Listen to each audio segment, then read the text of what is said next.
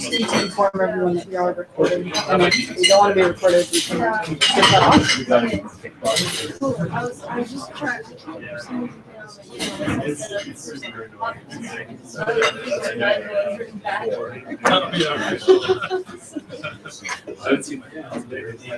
yeah, so if there's any evaluation forms, can you just please pass them this way? Come on.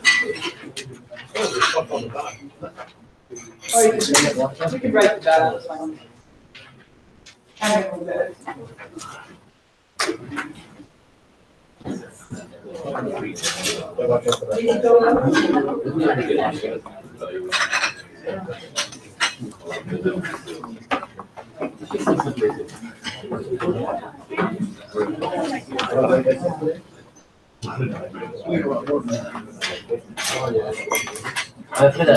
want more math. You want more math? Go for us, yeah. Where to go? Yeah. More upside down triangles. Yeah.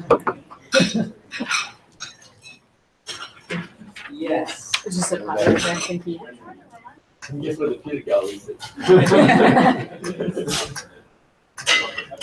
Okay, so the plan then for this afternoon is that we'll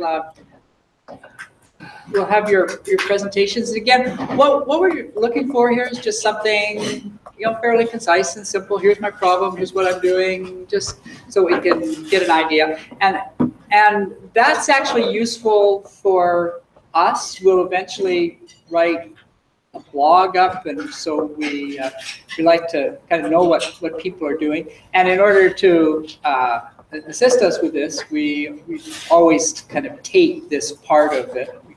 We tape everything.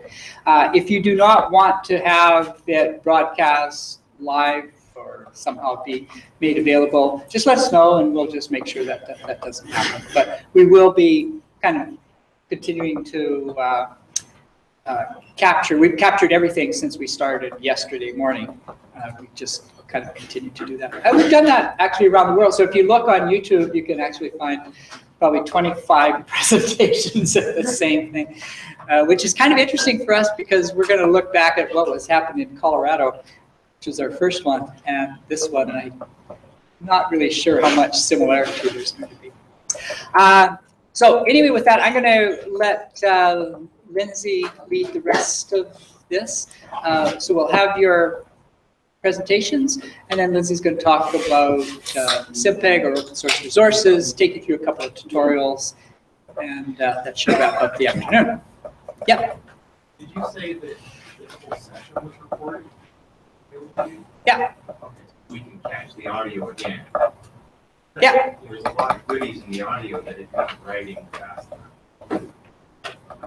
Right. Yeah, everything is captured.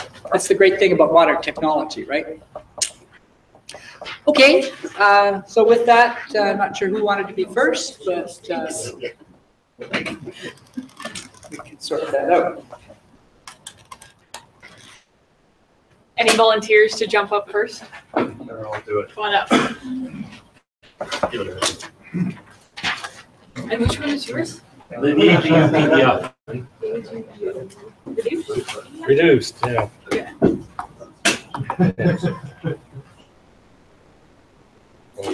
Yeah. Real nice spring. Okay.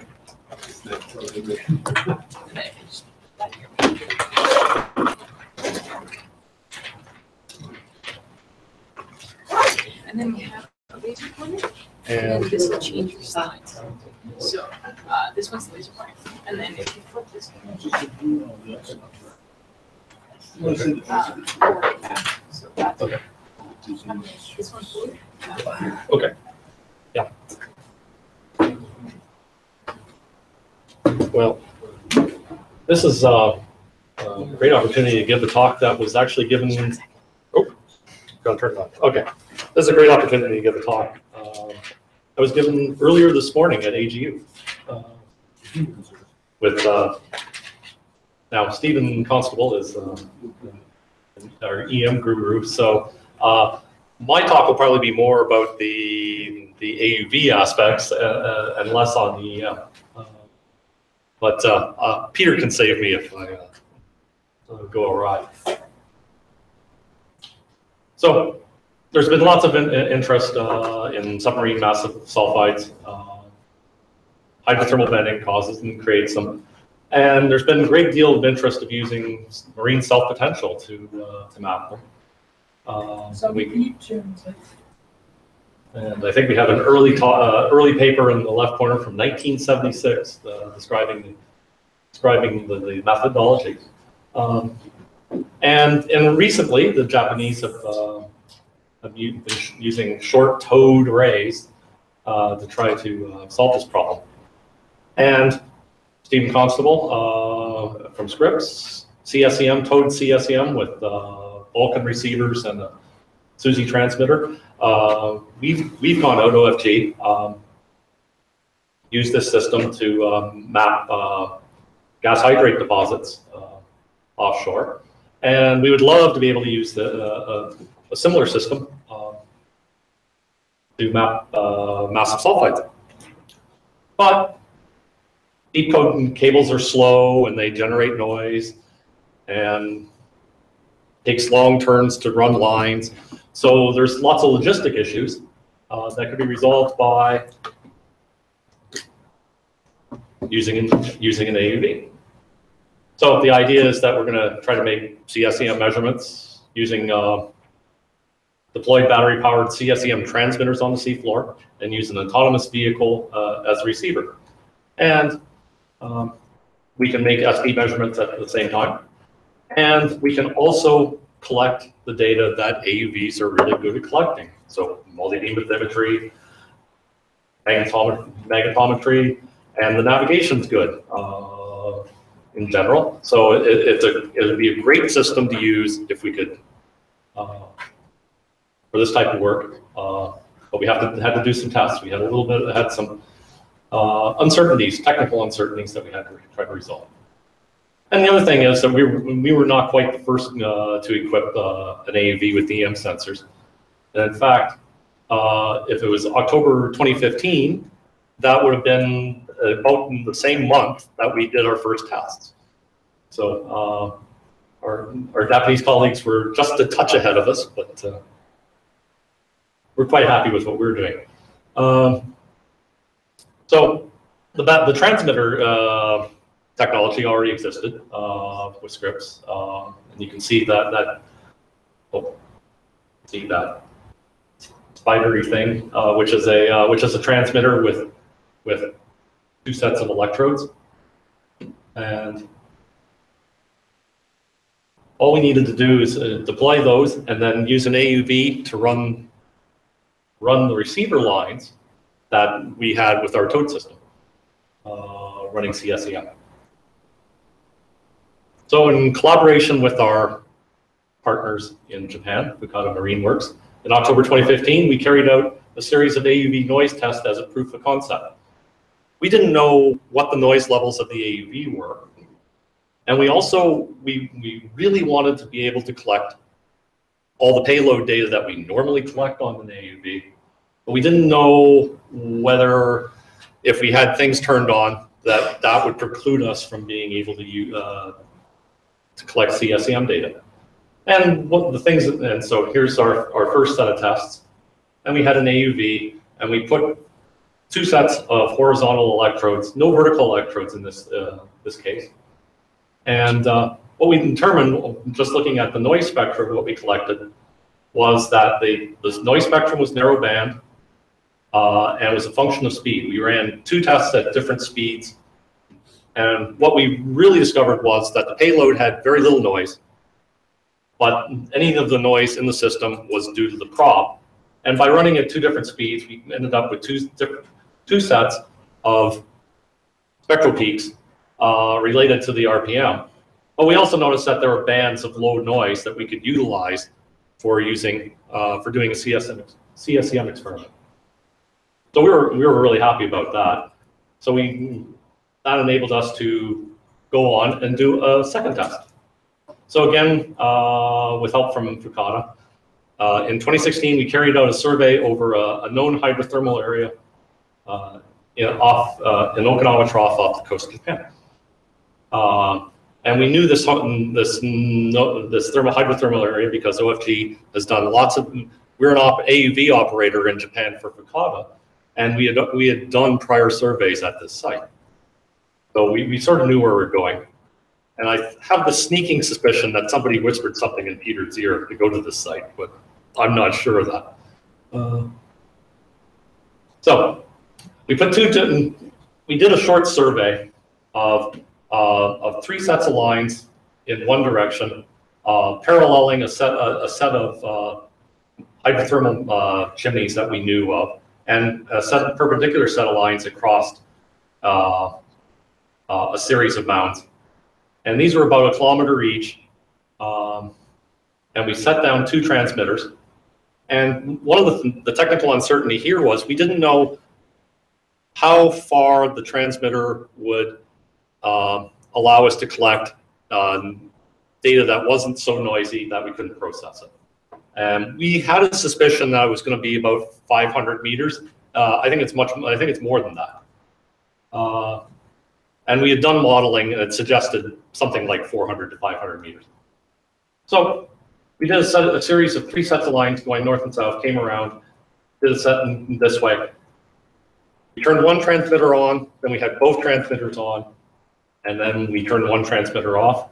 The frequencies that the transmitters were slightly different. And so the whole data collection took about 16 hours of AUV time. One of the things that adding the electrodes does is it degrades the performance of the AUV. We have solutions. I think we have technical solutions for that. So we should be able to get the same, within 10%, the same sort of performance that we would get without the electrodes. And we collected this EM data, and we looked at, Stephen Constable looked at the SP data from, and so he has the self-potential and the XYZ component. In Scripps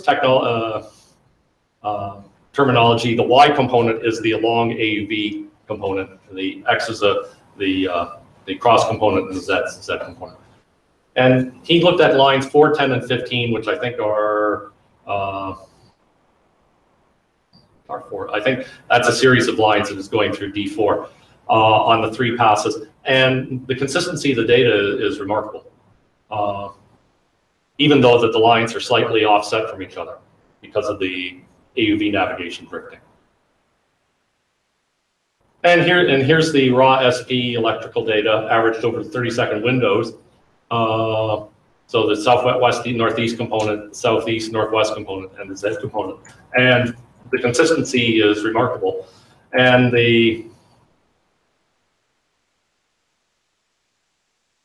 so what he did next was then Stephen took the observed field data and fit it to a smooth surface using a linear Occam algorithm. And we found that there is approximately a 0.2 millivolt per meter anomaly, and the anomalies are centered around a set of mounds on A and B. The next picture shows that. The AUV bathymetry was collected on the survey. So it's clear that the 2 SP anomalies correspond to some active venting, but also what we believe is SMS deposits. So this is just a slide. We have some math for us. Great. Anyways, it's just the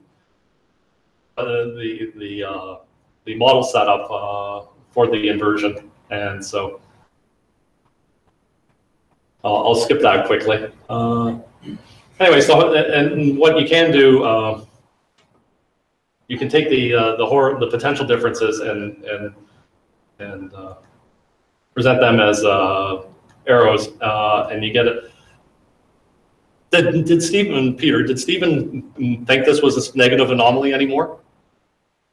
I'm not certain. I'm not certain. There was some uncertainty in sign. We had some discussion on that. Anyway, so the horizontal data are well fit. The current negative poles close to the seafloor at positions A, B, and C.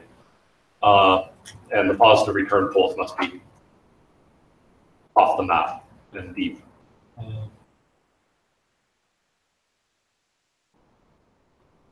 And the fits are pretty good and consistent with 10 microvolts per meter. So these are, this is the blue points are the data points, and the red line is the model fit. Then we looked at the CSEM data, and so DOOSY 3 had primary frequencies of a fundamental frequency of 2.5 hertz. So there are harmonics at 7.5, 17.5, 32.5. And the second DOOSY was slightly different at 2 hertz. So there's a different set of frequencies that were used. And this looks like classic Karen fitting a 1D model to the data and looking at the apparent resistivity of the data. And eventually, and there's places where it can fit the data fairly well, and there's places where the data obviously corresponds to conductive regions. So here's a plot of the apparent conductivities from the 2 DOOSY at 14 hertz. And the differences between the two polarizations are expected to be different.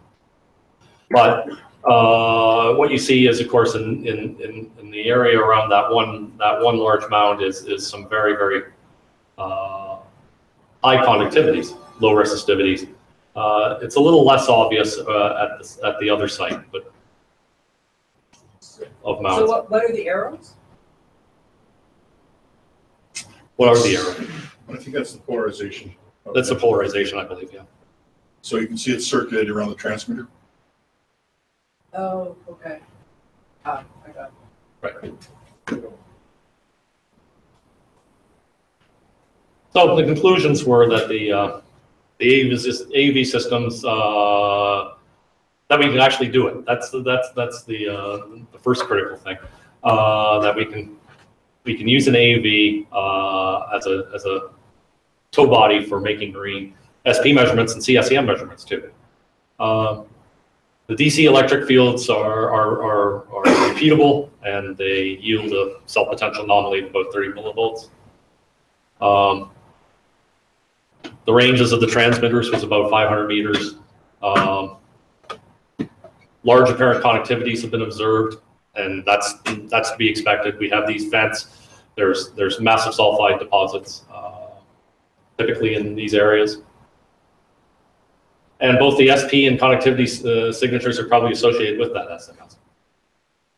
Thanks.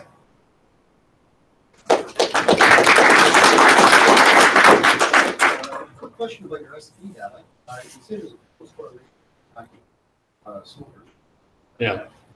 Well, you know, I've done SP surveys before. I think they're kind of fun, kind of a low-tech way of doing surveys. I'm just wondering, you know, wouldn't streaming potentials be a real pain in this environment, especially when you have a smoker kicking out, you know, conductive material and it's moving, or you're moving? And isn't this a real problem with this? I don't even know how this is possible. I don't know. Steve? Anybody? I can't answer that question. The data is very repeatable. Yeah. You know, we went over the same line 3 times, and we got the same data. And my belief is it's actually due to the hydrothermal venting, fluid flow. Yeah. So the other errors from the movement of the AUV, I think they're common mode, and I think because you're not connected to anything else, they disappear. But it's a very good platform for doing SP measurements. Yeah, well, if you can go back a couple of slides, I thought it was really good. Okay. The one area where you have, keep going. Oh, actually, that one shows it there. Actually, if you go forward one, up in the upper left-hand, right-hand corner. Next slide, sorry. Yeah. Forward. Forward. Yeah, Sorry. You had that image Yeah. of the SP up there in the corner. It almost looks as if you've got a smoker kicking up material and it's drifting to the north. Well, that does happen. We also measure pH and ORP at the same time, and those the plume. My suspicion is in doing 3 passes, we ended up having ORP anomalies in different locations. So there's probably both a episodicity to the venting, and also the plumes themselves move around. So as you're an AUV, you're just passing through it. So you catch a plume, but if the plume itself moves, or if it gets turned off, it doesn't bend anymore and it gets turned off, you'll have this temporal variation.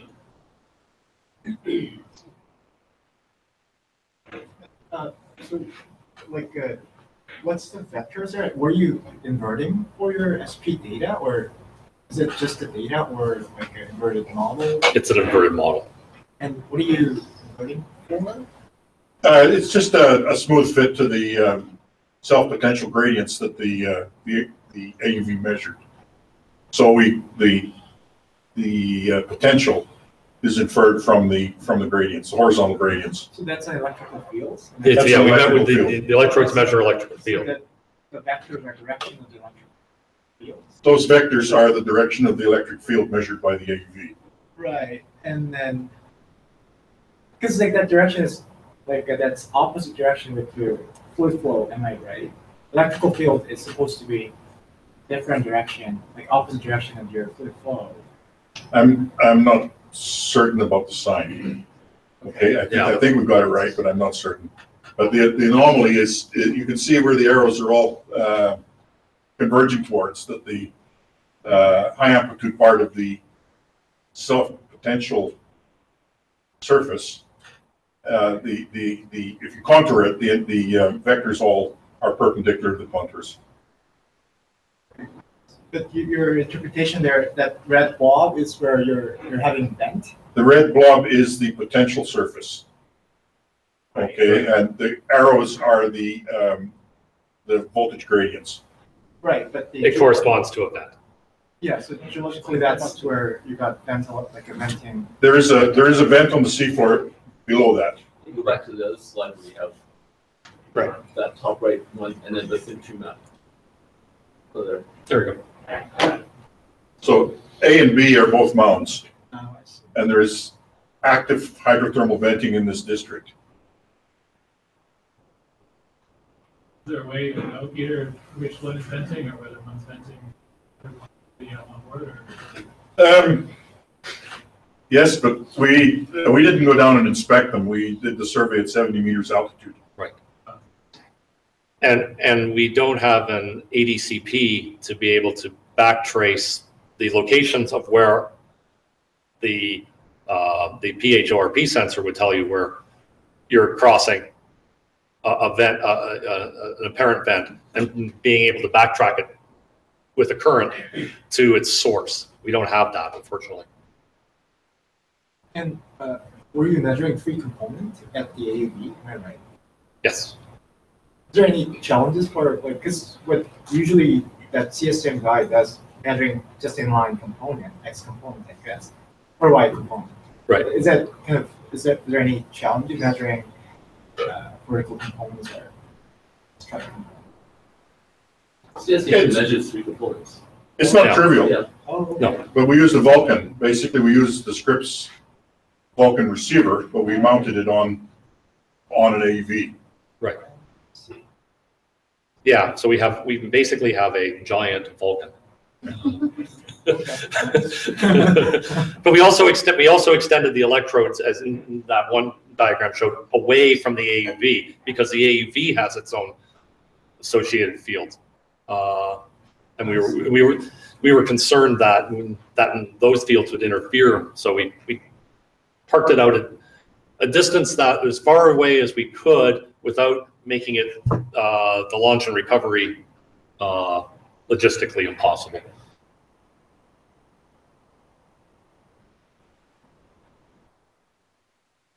It's like in your CSAMT data, one of them showed up, the other one didn't. So, if you got your slope for A and B though, target A and B. But if you go to your CSAMT data, Yep, I know what you're saying. Yeah, that's right. The B one isn't. This is a pseudo section.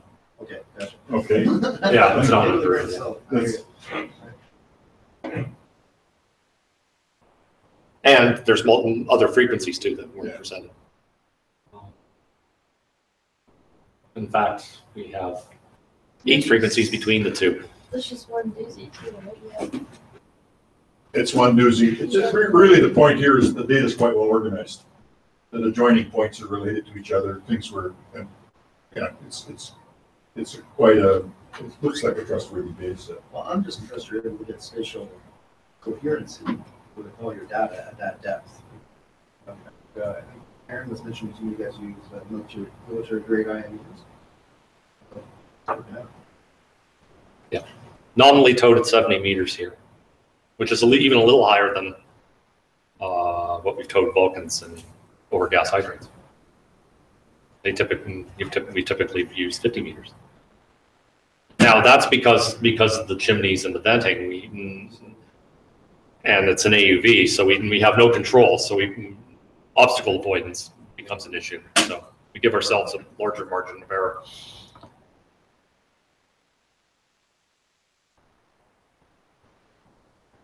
So how deep are you in this water?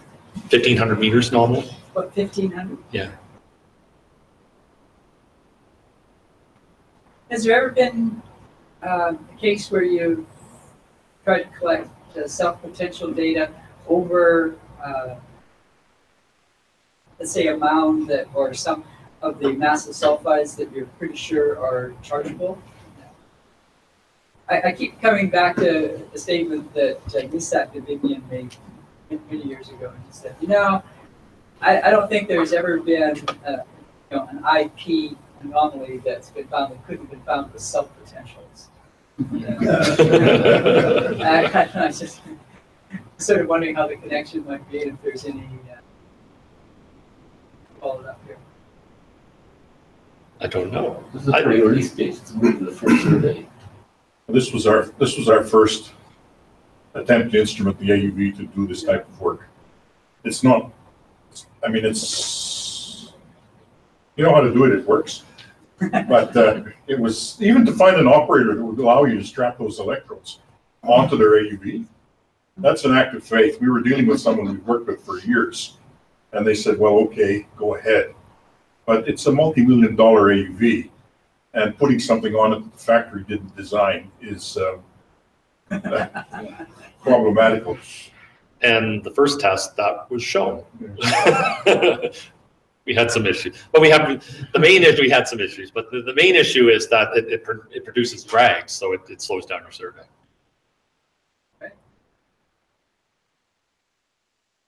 And we have a whole load of other data too: sub-bottom profiles, side scan sonar, magnetometer data to go along with it, so, which is not shown here.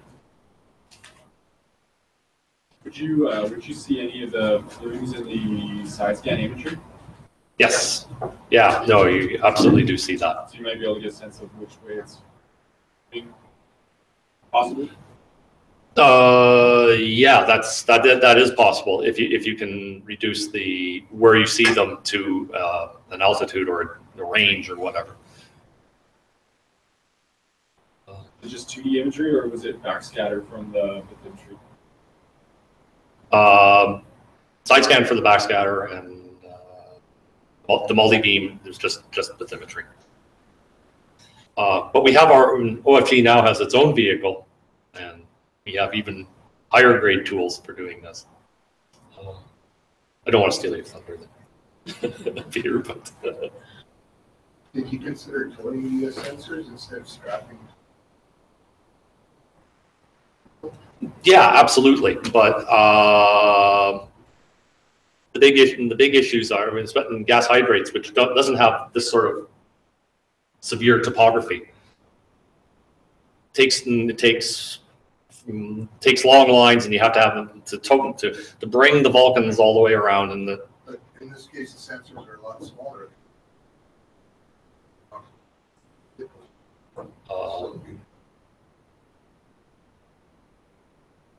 It's hard to survey at such depth with right.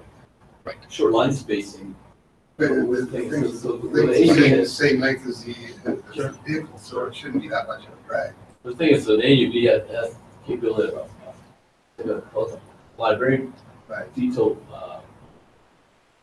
survey lines, where it's very difficult to manage something you're towing down maybe on the end of a 4-kilometer break. Well, the other experience we have is from the gas hydrate surveys, the CSEM. And we found that at 50 meters altitude, it's the second, the first Vulcan at 100 meters behind the Susie doesn't give you a whole lot of good data. The second one starts giving you some information that you can use. So you need to be at least 200 meters behind. So that in itself is quite. So you would need a long term to even handle that. If you had just a single receiver.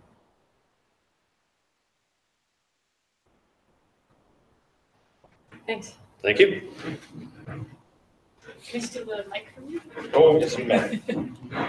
And who'd like to come up next? You, do you want to? I've teed it up for you. Or. And which one is yours? Last night.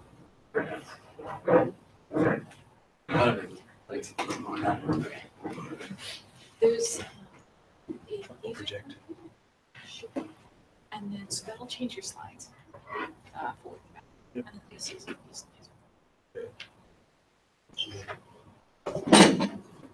All right. I'm going to give a presentation today. This is something I presented, as you can see in the title slide, 3 years ago at SCG in Denver. I don't think there's many familiar faces who are there, so hopefully not much repetition for the audience. Do we each get one of those blocks when we leave? Additionally, just some caveats. This is work I did a while ago now, so I'm going to be a little rusty on some of the details. Secondly, it's from my former employer, so I just want to acknowledge that from the start. I tried to convince Nick to give the talk, but he didn't want to now. And then lastly, I suppose, like most work, this was a sort of a collection of a lot of people's individual components, and I kind of assembled it, but definitely acknowledge co-authors and some other people who I'll mention during the talk. So I suppose in the context of the last couple of days, we're going to talk about a natural fields problem, so a magnetotelluric data set that we inverted at a pretty prominent gold deposit in Nevada, and going to focus a little bit on understanding the results in a petrophysical framework and really kind of digging down into the details of what these conductors mean, and what these resistors mean, etc. And so in terms of problems, there's a few themes that come up, and one would be kind of a dimensionality or 2D and 3D MT data and some of its effects and then how to manage it. And sort of pros and cons or sort of costs of going into the 3D space. This data set actually is really interesting because Peter and Doug and Colin first wrote it up in 2004, presented it at SCG. It's probably I did one of the earlier 3D MT inversions on the data set, and at Barrick we probably revisited the data set nearly 10 years after that and applied some more recent codes and sort of understandings to the data. All right, I'll get through that quick. Obviously, a quick outline. This is the Turquoise Ridge area. This is the historic Getchell open pit. There's no mining in this right now. The actual current Turquoise Ridge deposit is an underground operation. There's a head frame just in here. There's another one over here. So the deposit, the underground deposit itself is here. This is the separate deposit called the Getchell open pit. Just a real quick location and an intro for those who aren't familiar with this part of the world. Turquoise Ridge, it's in sort of north central Nevada. sort of probably up around here. It's, you know, people say it's located along this trend, this Getchell trend, which is generally just a series of deposits that kind of line up. You can put a ruler on them, and now you've got this trend. In Nevada, there are two other really well-known trends, the Carlin trend and the Battle Mountain Eureka trend. These, you know, the sum total of these three trends in terms of gold endowment is enormous. You've probably got 100 million ounces, maybe not 100, yeah, probably close to 100 million ounces on the Carlin trend. Cortez, also Battle Mountain Eureka trend, a little bit less, but that's definitely growing. And there's 40, 50 million ounces at least in the actual trend. So it's an incredibly prolific part of the crust. It's quite amazing. It rivals any gold district in the world, say the Witwatersrand. The deposit itself, this is an old number now, but you know, this is on it had 11.5 million ounces in the resource. That's on a 75% basis actually, so you've got to add another third onto that to get it up. So about 15 million ounces at an incredible mining grade. So that's the cut-off these in mining grade of 17 grams, so about half an ounce. So this is probably one of the highest grade, at least reasonable size deposits for gold deposits in the world, easily. As I said, it's a joint venture between Barrick and Newmont, with Barrick being the primary operator, and it's what we call a Carlin type deposit, or sort of more generally just a sediment hosted gold deposit. Just a real quick geological sort of setting the scene for the geologists in the audience anyway. This part of the western US, it's comprised of basically sort of three areas. We have oceanic crust out here to the west, and this is the Sierra Nevadas out here, so it's sort of Nevada, California boundary there. This is the Wasatch out here. And the sort of basement is oceanic crust here. We have this transitional zone here, and then continental crust. So this represented kind of like the old margin of North America. So we had continent, we had like a slope, right? And then we have like going down to the deep ocean, so the kind of abyssal plain kind of material. So that's the kind of host rocks, I suppose. Yeah, so deep water sediments, fine grained material, continents are the margins. So we're going to have limestone, sort of reefal type deposits moving out into the continent. That's the host. There's been some deformation, some major orogenic events which actually complicate the geology here tremendously. Basically, just some thrusting, and there's a couple of these annotated on this map, and basically just pulling a lot of the younger rocks on top. Sorry, these older rocks on top of the younger rocks. A bit after all this deformation, there's a sweep of magnetism from north to south in the Cretaceous and Eocene. You know, there's the yellow spot hotspot. That's sort of part of that whole trend. And the mineralization itself in the Carlin deposits is thought to be it's accepted to be Eocene and spatially, at least spatially associated with this Eocene igneous activity.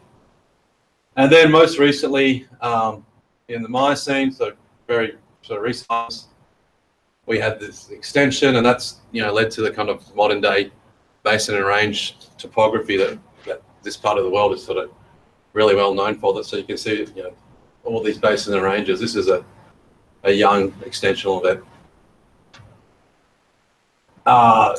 Zooming right into the property and the quick geological setting. You can see the scale there, that's 2 kilometers. We've got these Paleozoic sediments. These are these kind of greens and blues, grey colors. So these are these sort of slope to offshore sediments, and there's a mix of limestones, muds, silts. There's some silicic classic material as well. We have a large Cretaceous stock here. This is the Osgood stock, the really prominent feature. We have some major features and the most major structural features, the most important of which is this north-south Getchell fault. And, you know, it's pretty obvious that Getchell fault plays a strong control on this here, I forgot to mention that polygon there, that's the historic outline of the Getchell open pit. This is a grade shell here of Turquoise Ridge Underground. And up here, this is another mine, very close by, called Twin Creeks, owned by Newmont. Just to the south, there's also the Pinson deposit, which is a bit smaller. So there's this major north-south structure here called the Getchell Fault, and then there's these kind of anesthetic northeast-southwest striking structures that have a really complicated history of reactivation. So as I said, prolific camp, there's probably 40 million ounces just in this box. The alteration of the deposit, it's pretty typical Carlin, so it's sort of a argillization, which is just sort of like a clay style alteration. Decalcification, and another really typical Carlin style alteration where the carbonates have had mass removed, and also silicification. The mineralization itself, this is what it looks like, right? So it's in this kind of this ugly, poopy looking rock, right? Like, look, it's just mush, brown mush. You can tell. I mean, that box there, I think that's running. I have it written down somewhere, but I'll see if it comes up. No, that's probably running an ounce. So that's probably 10 feet at an ounce material. You know, it's just an amazing grades, and the rocks you can't see anything in them with any interest. The structural intersections tend to provide the best grades. So some sort of focusing of mineralizing fluids is going on. The gold itself, this is pretty neat. So this is like a photomicrograph. There's a small scale down there. And this is a pyrite grain. So there's a lot of really fine grained pyrite in the deposit. It's so fine grained you can't see it, but it's probably loaded with really fine grained pyrite in that material. On the rims of these pyrites, you get these arsenic-rich rims, and that's where the gold actually sits, on the rims of these pyrites. So it's not free gold, you know, hanging around. It's actually locked into these pyrites. So processing from a metallurgical standpoint is actually quite complex in this part of the world.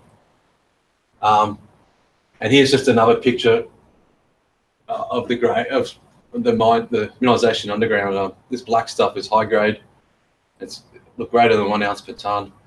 The low grade material has actually got this orpiment riaga alteration, sort of low temperature phase, and that's this kind of really spectacular orangey looking material out there. So now I'm just going to switch gears and talk about the MT data that we had there. So this is a map of the property again on the DEM in the background.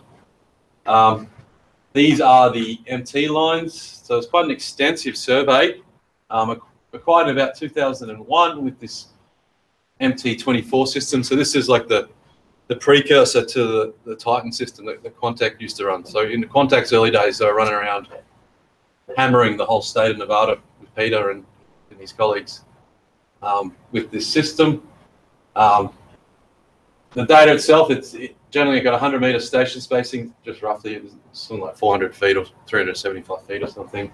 So 23 lines, sort of orthogonal lines, approximately 1,000-foot spacing. So what they did when they did this survey was, it's not a sort of a modern full tensor setup at each station. This is a kind of a schematic here. So they had EXs at every point, every couple of points that have an EY measurement. And then along each profile, sorry, every third, you can see the cross line. And then some magnetic field measurements made along each profile. And then from all that, they derived, kind of calculated full tensor measurements at each station. So it's kind of a derived full tensor data set. Data acquisition was a pretty standard frequency range there, or 0.1 hertz, not that low, but reasonably standard. And then from this data, we had a lot of discussion about what to do about static. Should we leave them in? The inversion should handle them. Should we not? And in the end, we had basically went through a process of manual sort of static correction on the data. So firstly, why did we choose to do a 3D inversion? So we had, this is an image that shows these kind of existing 2D inversions in 3D space. And this is a pretty standard contractor product that you might get there. TM and TE mode sort of combined inversions for each one. Log resistivity, conductive down this end. Here, so why did we do it? We've already got all these. What's the use? We've got pretty good coverage. We're aware that at this time, going from 2D to 3D, we're probably going to lose resolution. There's a lot of sort of small scale features in this that we just couldn't discretize a mesh with the codes and the computing power that we had available at the time that would replicate that same level of structure in the data. And then, of course, there's processing time, there's people time. There was a cost associated with doing a 3D inversion. We worked with Mirror and Nigel Phillips at the time at Mirror on this, so there was definitely a monetary value. And I think this next kind of image kind of nicely shows why. And this is a common problem that the geologists would always pull up. And this is just an example, 2 lines, orthogonal lines. On this one line 12 here, we've got a nice vertical conductor potentially of interest to us. And then on the orthogonal line, it's completely absent. And I think we all understood at the time, at least the geophysicists, probably why, that we're dealing with likely 3D Earth and our 2D inversions just weren't doing a great job. But communicating that with the geologists is a really difficult part of what we do. And they basically do not trust any of the data at all. When they see something like this, even though there might be good reasons that we can show examples from textbooks, etc., of why you have issues with 2D and 3D or 2D MT data, it basically meant that no one would look at the data set. So we thought that we could, there was a potential to add a lot of value to the project. So the data itself, just going through some of the steps that we went through, obviously some sort of rotation to the UVC convention from the Quantec data using a pretty standard rotation scheme. We selected 6 frequencies. So this is a plot of the frequencies recorded at each site. And basically you can see there's not like a regular distribution of the frequencies across the whole survey. So we picked 1, 2, 3, you can see the arrows. These are the 6 individual frequencies that were selected for inversion because they had the best spatial distribution. So I don't know the numbers off the top of my head, but it looks like around 0.1, maybe half a hertz, 1.7, up to about 100 hertz for the individual frequencies selected. Did some pretty standard QC on resistivity and phase data, looking for outliers. And then this is probably a really important part of what we did was noise analysis and standard deviation assignment. Talking to a lot of people who do these inversions, like Scott will be able to talk about this.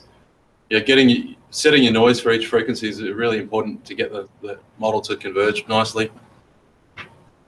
So this kind of summarizes the workflow. It was using the MT3D code. So this is the non-octree one just before that. You can read here. I'm not going to go through all the other details. And then here's a kind of workflow. And what we ended up doing was, after the mesh, we actually used the 2D inversions as a starting model. So they were interpolated as a starting model. Sort of a pretty smooth interpolation through everything. A lot of single frequency inversions first to try to make sure that our errors were looking okay and things are working. And then once everything was happy on these single frequency inversions, went back in and did the multi-frequency inversion. So I'm quickly going to jump down to the results. I kind of blast through this a bit. So what we're looking at here in the results, this is a plan view of the 3D volume sliced at this elevation, which is approximately the top of the underground ore body. What you can see is we've got several sort of conductors, throughout the area, so large conductors. And the most conductive and generally largest of which here is pretty closely associated with the top of the ore body. So that's great. So just to give you some feel for the numbers here, if you can't read it, we generally range from about 5 ohm meters out to 200 in the background. Some other comments on this plan, you might be seeing some sort of aliasing of features or some line effects, especially through here. You can see these conductors sort of accumulating along the line. And another comment is that Getchell fault that I spoke about before. I'll show that we can see it, I think, pretty well in the cross sections. So this next slide, we're going to look at a cross section, this black location here. So cross section through the deposit. This is a grade shell. I can't remember the exact number of this. This might be a low grade shell, but it's the actual gold mineralization. And that was where we were looking before in plan. And we can see again the pretty good spatial association of the ore body with this conductor, probably to the lower half of it. It's sitting around 10 nanometers. We have a secondary anomaly out here, but it's less conductive and kind of doesn't extend as much. And I'll suggest that this is a projection here, the green of this Getchell fault. And I'm suggesting that it's sort of controlling the geometry of this western margin of the conductor, so that we are indeed seeing it.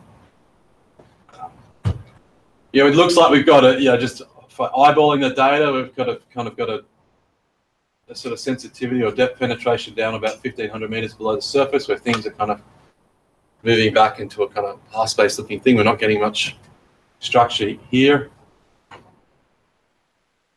Another view of the results, just to sort of demonstrate the association with conductivity, is this is a 3D isosurface of the mineralization. This is a perspective view looking to the southwest, obviously under the surface. And what I've done is painted this 3D volume with conductivity of the cell that it intersects. So just another way to look at it, rather than doing it doing isosurfaces at certain conductivities. I just painted it onto the ore body itself and to see what it looks like. And as I said, it further demonstrates the sort of conductive nature of the ore body. We do have some interesting things though, that this zone through here is quite a resistive zone, and I'm starting to, arm wave here a bit and saying, does this represent maybe a zone that's more silicified or something within the ore body? But I'll talk about that a bit more going forward. So this is where things get fun, especially in the majors. Is we have these anomalies, and you show this to the geologists, and the first thing they're going to say is, "Oh, what's that?" And let's say, I think, for example, this has been drilled, and so why doesn't that have anything in it? And then you look through the rest of the plan. What's that? What's that? We drilled these. There's nothing in them, right? And that's that's the standard scenario, right? So it's all well and great to get this spatial relationship or sort of correlation between this conductor and the ore body, but in order to kind of give the geologists a better answer, we need to really understand why things are conductive at a high level detail.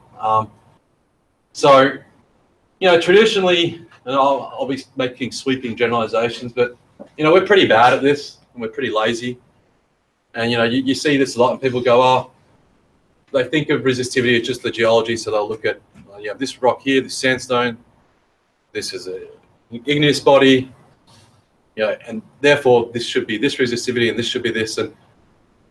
And really, it's a lot more complicated than that. Secondly, the very quick and dirty ways, like, well, conductors equal sulfides. A lot of people make that very quick jump. It's conductive, it must be pyrite, or it must be chalk pyrite, it must be some sulfide. But really, as I was saying, mineral exploration is really not that simple. And when we're looking at a volume of rock, that volume of rock isn't a lithology. It's not even an alteration. It's not a mineral, right? It's a summation of several processes that have happened to that volume of rock over time. And each one of them is important each one of them contributes to the physical property of the rock. So I'm trying in this work to take the step of just saying, oh, granite's resistive, pyrite's conductive too, trying to really kind of come up with a more holistic view of the rock mass. So what did we do to try and answer that? At the time, we were quite lucky. We had an in-house GDD SCRP. A lot of people will be familiar with these boxes here. So and we had interns, also a really tremendous underused resource. And we set them off to go to the site and just go through the core shed and bring back boxes of core, and they end up measuring 350 or so samples from the deposit, which is still not a great population by any means. You think of a geochemical database on a project and I have tens of thousands of data points. They can really start to say some interesting things about the rocks. But this is the start. This is better than having 10 samples that have been sent off, that people often use to characterize their exploration problem. Pretty standard workflow, making the measurements. I mean, I'm not going to talk about it now, but we did we had a whole suite of measurements that were collected: density, calculate porosity from density, mag sus, P-wave velocity. So a bit of a production line going in the back of the office. This was. Furthermore, again, anyone who works at these big mine sites that have long histories, you have so much old data floating around. And here we had legacy downhole e-logs. So there's about 30,000 meters, 69 holes that had e-logs through them. It's a 64-inch. The 64-inch electrode is what we use for consistency because it was kind of the one data set that all these e-logs have.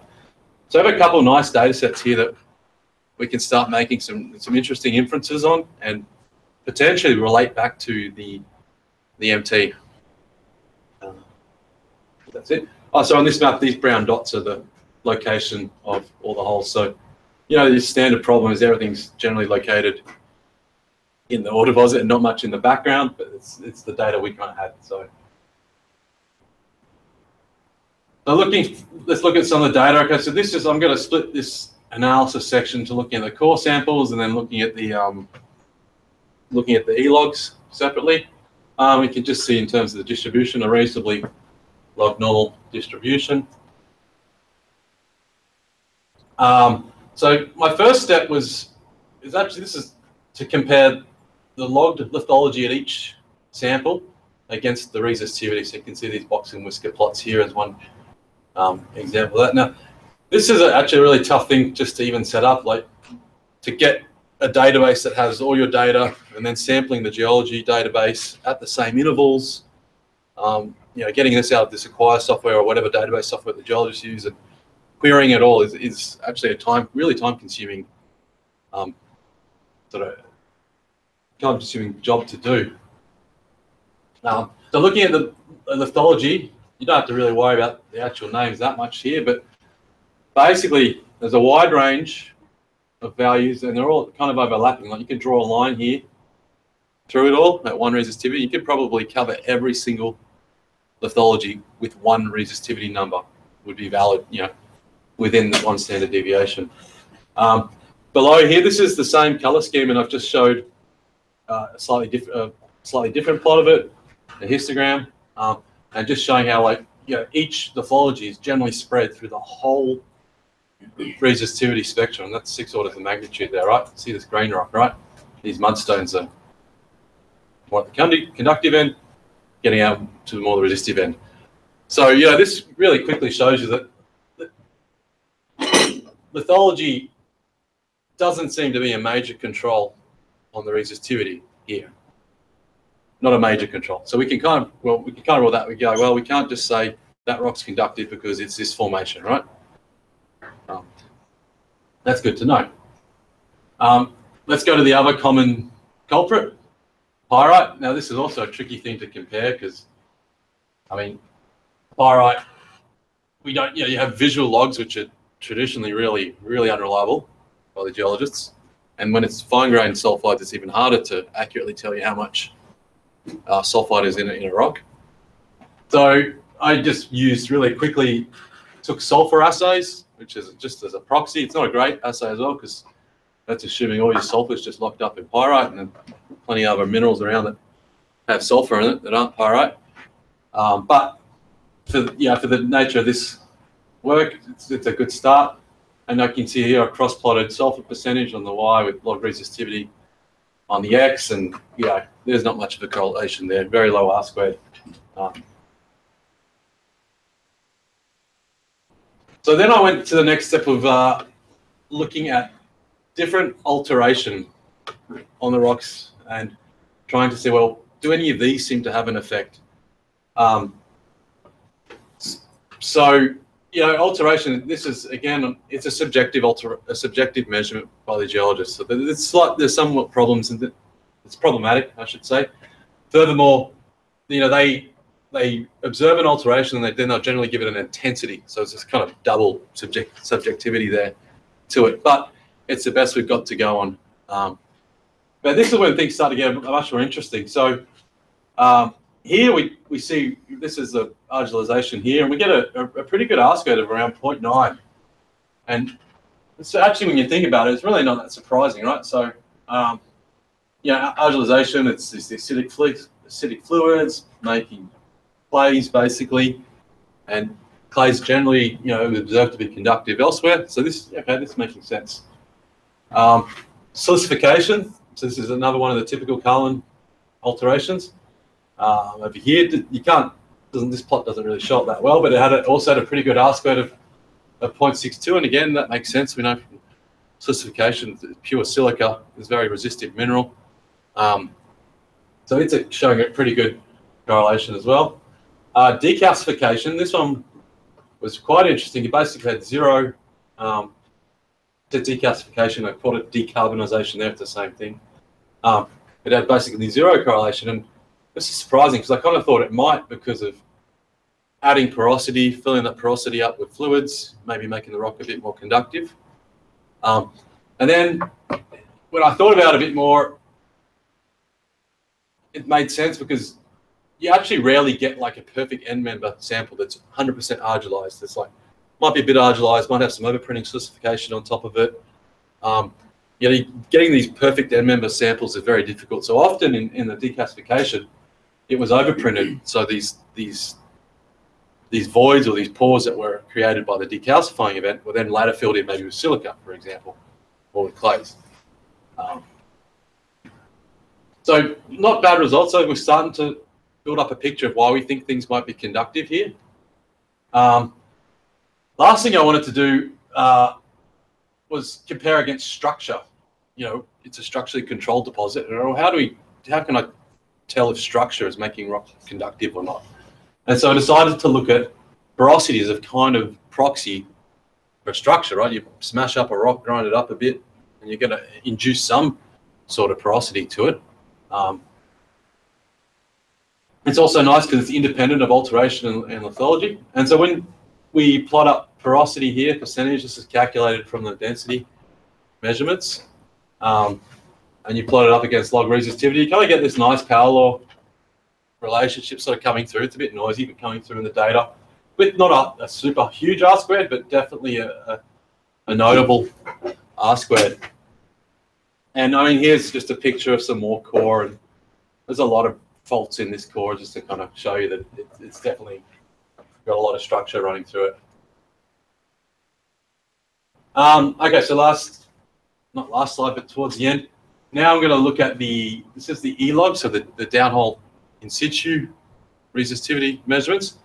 So unfortunately with this data, we weren't able to do the same level of analysis because this was old data. It covered many years of acquisition, and there'd been logging scheme changes, alteration name changes in the logging database, even if there was logging alteration even logged, I should say.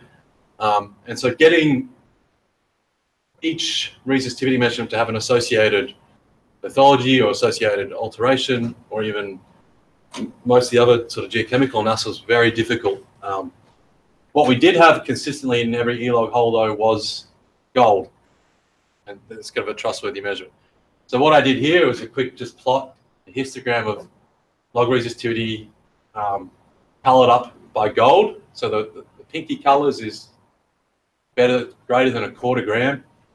Obviously getting smaller, some natural breaks down to 0. And really interesting here is where we do get these accumulation of more pink or more mineralization. We're definitely in this lower resistivity range here. So all the gold's kind of accumulating in the low resistivity range. So I suppose I'm sort of building this story now where we're explaining the conductive anomaly in terms of alteration. And yes, indeed, the alteration is associated with gold, maybe some structure. I'm trying to build this story, not really anything to do with lithology.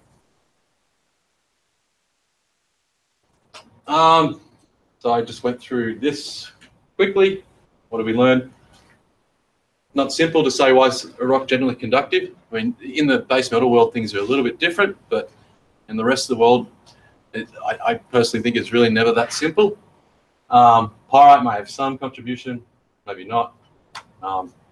Alteration, where present, can strongly control, and we saw that with silicification and argillization especially.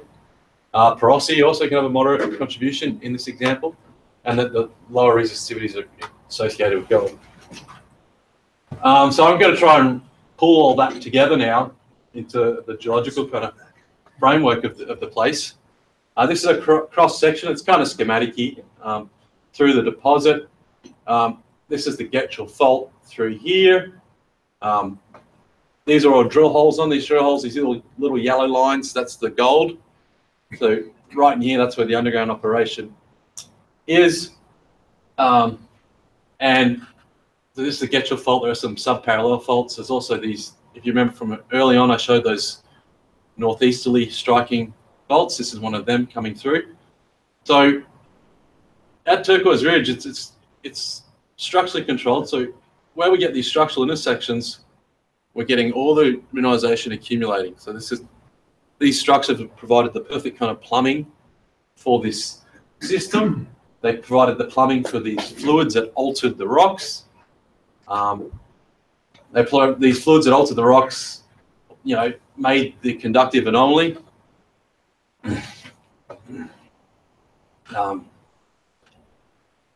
There's structure on the west side. On the west, that's the Getchell Fault there. Yeah, the west side of the plunge of the body. There's a structure. On the west, like that side, yeah. In here, this is a big structural zone through here. That's a big structural zone through here.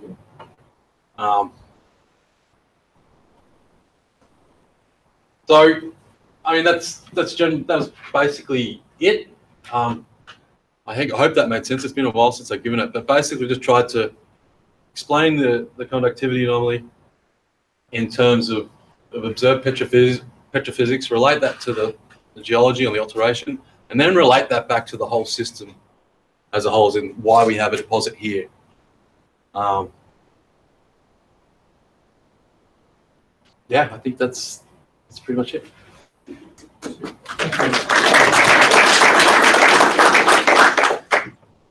Was there groundwater salinity measured in any of the reports? No, but it's generally not brackish or anything at all. It's pretty. Yeah. I do not know whether porosity is a good proxy for structures. Okay. Pumice, it's highly porous, and you hardly see structures in pumice. Okay. And you have other rocks with nice cleavages, and they're not so porous. Cleavage is a structure, though. Yeah. So I think that reflects also in the statement when we try to correlate resistivity or conductivity with sulfide. The conductivity, one cubic meter of sulfide is not equal to the conductivity of 1 cubic meter of sulfide. It depends on how it occurs. Sure. Yeah, I didn't mention it's all disseminated, if that right? 1 cubic meter of sulfide is completely disseminated, Yep. it would be highly resistive. Yep. So I don't think that's why you didn't have a good correlation between the sulfur and the resistivity. Sure. Yeah, absolutely. That's it.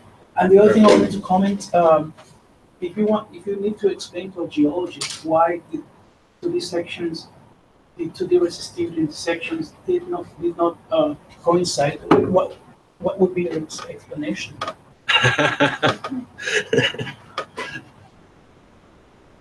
That's why I'm at a different company now. No, I'm just joking.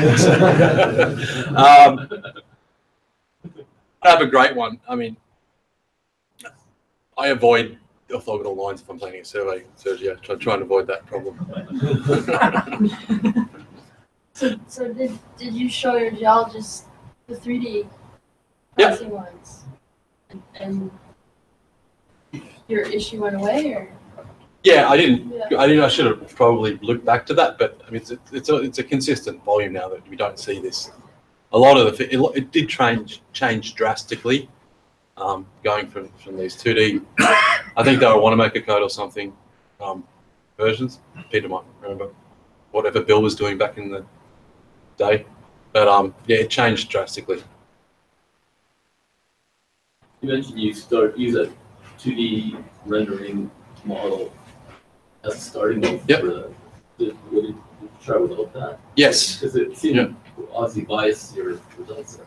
Yeah, we did try, or Nigel, I should say, I did it. Nigel did it without that, and he tended to think that it sort of converged better with the starting model. And he did a lot of smoothing on it, right? So, a lot of those extreme values in it were probably nicely sort of smoothed out. So you mentioned that the structure is controlling the mineral condition. It's easy to understand that you have a structure across that granite. Nice radiological contrast. So you have structure propagating across that. The underground mine workings. It appears that the basalt, there's a basalt that's actually controlling it. Yeah, the 3D. Yep, yeah, the North Pillar basalt there. That's another potential thought of control. So again, rheology, like you're saying. Absolutely. My other comment would be that looking at the recent study, the core samples that you physical properties, looking at it in log, did you ever just look at it just without putting it in log? You would have got a wider distribution. It might have spread things out for you. And is your color scheme in your 3D inversion, I didn't know, was that log as well? No, it wasn't. The range in the 3D inversion was maybe 500 max kind of range in resolved resistivity. So now that you got a few years under your belt, did you do anything different? No, I mean I always recommend 3D MT inversion now, especially if there's any sense of 3D geology, or even if you don't know, because it just you can get burnt. But no, the acquisition, that was a long while before my time. But so empirically, your best correlations were between gold and resistivity and between argillization and resistivity. But how geologically, how well correlated is gold with argillization? Yeah, that's a good question and something I didn't look into. But that would be really another level. I mean, if you those areas that were conductive that had been drilled didn't have anything, then quite an obvious explanation might be that they're argillized but don't have gold, right? Yep, absolutely. And I mean, it wasn't presented, but I can show you some other. Well, we did drill some other things and had no gold in them, conductors, and did this kind of post-mortem look at them, and it was that case. So there was alteration and a lot of structure through it. So that, I mean, that's anecdotal, but yeah, that's a really good point. Were all those samples from Getchell, or were they from all over the No, they were all from Getchell. Because I recall some mention that a gold strike is controlled by lithology. Yeah. So what do you expect? Yeah, absolutely. That's this part of the world. Like Scott's talking about Gold Strike, and Peter knows it really well. But we did a big 3D MT version of Gold Strike, and Gold Strike's got several called Gold Strike, but there's many deposits in there, and they're all they're varying in different host rocks, different depths, different geometries, and there wasn't one consistent relationship there between. You couldn't just go, Meikle looks like this, Goldstrike looks like this, South Arturo looks like this. You couldn't do that. So it's unfortunate, but it's kind of the reality of the world that we work in a lot of the time. I might just say that, you know, to have mineralization, you need to have the right lithology, and you need to have the structure to create the dilational zones that the fluids come in on. And so both Getchell deposits are close to the big intrusive. And it's the intrusive that's focused the strain or the stress. And so, you know, if you look at the Getchell deep, it's on that bench on the thrust. And then the Getchell pit is where the Getchell fault leaves the intrusive, so it's a shadow, the structural shadow. So one of the things you really want to look at when you do something like an empty inversion is mapping lithology for you, but you also want to look at how you can focus strain to create the dilational zones. And the ore bodies are tucked in against the Getchell intrusive, because that's where the dilation occurred. And they're in the right place, and you know the association of mineralization with the anomaly in MT is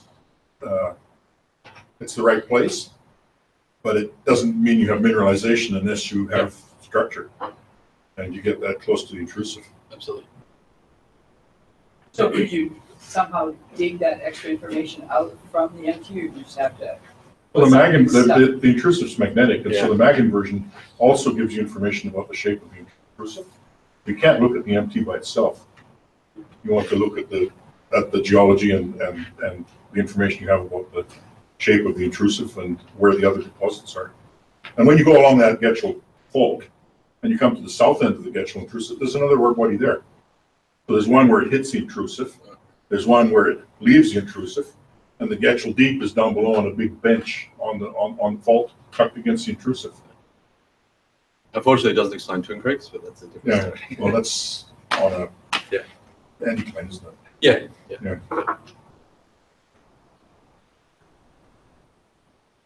Great. Thanks, So is there, I mean, coming back to that, I mean, that's all pretty complicated stuff, at least from my perspective. If one were actually able to take a next step in trying to consolidate all of that, is there enough sort of background material and I guess scientific questions that could be focused well enough that could be addressed from a research point of view to see how you develop a methodology that would extend all of this and be applicable to a region like that? I'm a great believer in deposit models, like the actual system analysis of what's going on. I don't think anything stands by itself. I'll let Nick maybe comment, but I mean, there is elsewhere in the state, being next to a big intrusive, that age, important, maybe for a structural or rheological reason, and for a stress kind of regime, and also there's probably a chemical reason as well. So that gross scenario is replicated elsewhere in the state. Reasonable, Goldstrike. So can you track that basalt at depth with mag? No, that basalt's not magnetic. It's not magnetic.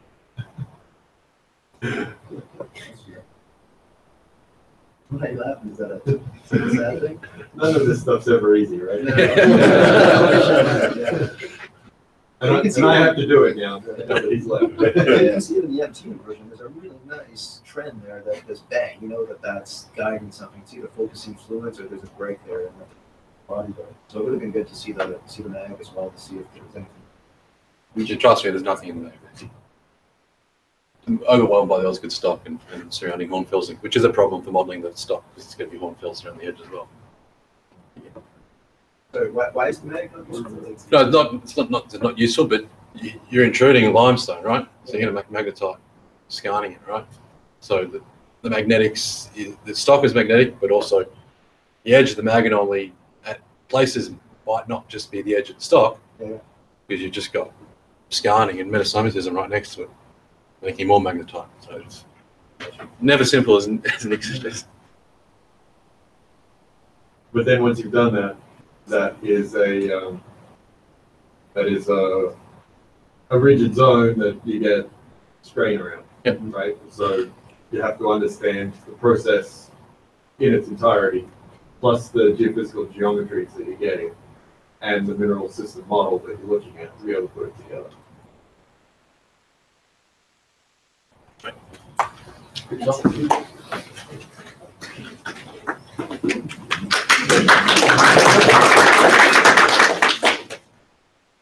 There's somebody who'd like to jump up next? No. Big job. Surprise. Can you put up, his slide in the cleaning case study? Doug's slide. Yeah, Doug's slide. Which? Case study. This is one of the final of the I don't remember that. Not on ISAP. We did try seismic to see if we could back. Which is the mic?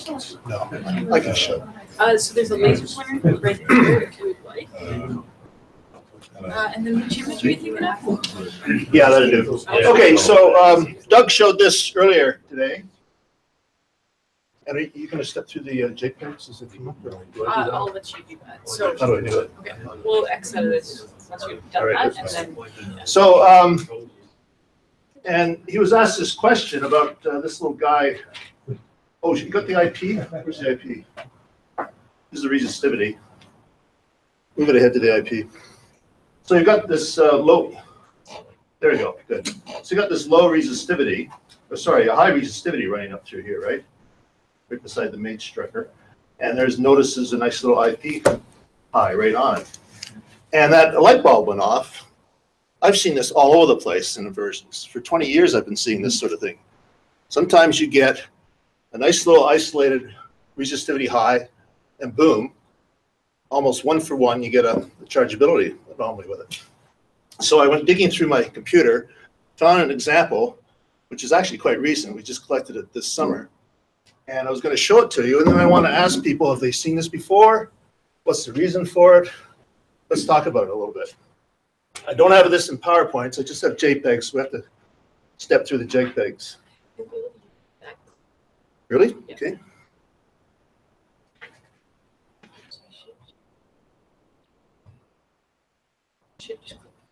Okay, so I had to get rid of the names of the companies because this is being recorded.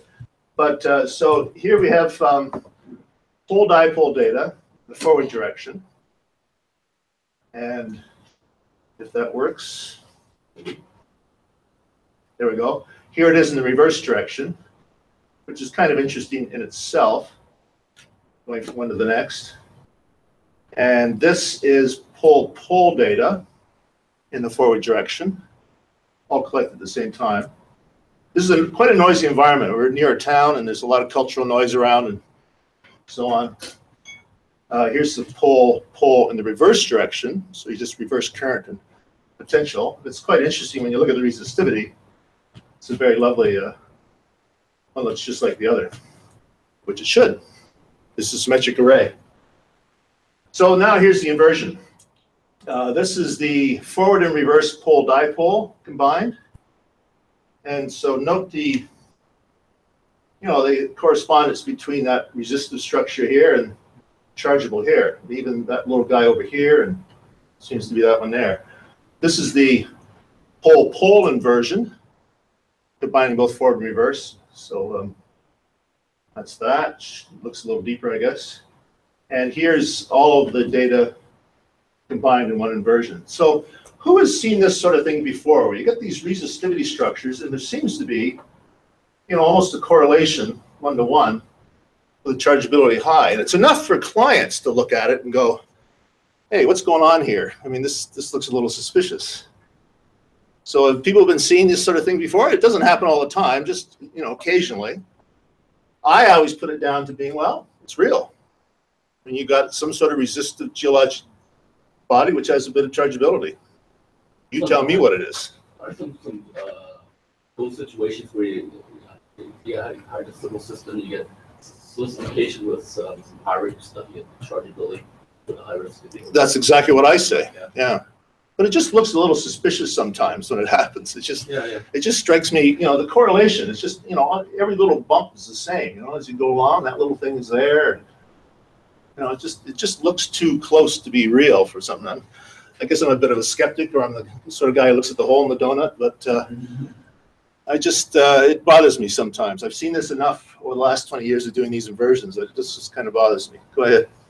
When you get a resistive matrix and you've got a conductive a sulfide grain there, you get enhanced current flow through the grain. So I think you can emphasize IP anomalies by putting them into resistors. And I've seen very, very strong anomalies where you have fine grain mineralization in, say, a limestone that's got almost no porosity. So I think if you have very little porosity, then the current flows through the sulfides. Oh, okay. And it emphasizes the IP effect. So you get the exact same amount of chargeable mineral, but you put it into a different matrix, and you will enhance the IP response. And that's what the old metal factor would de-emphasize. Exactly, yeah. Okay, yeah, that sounds good. Can you just go back to the whole dipole pole sections? Flip back and forth. Of the pole dipole? Pole dipole pole. Okay, that's the pole dipole. And that's, oops, sorry, this thing right.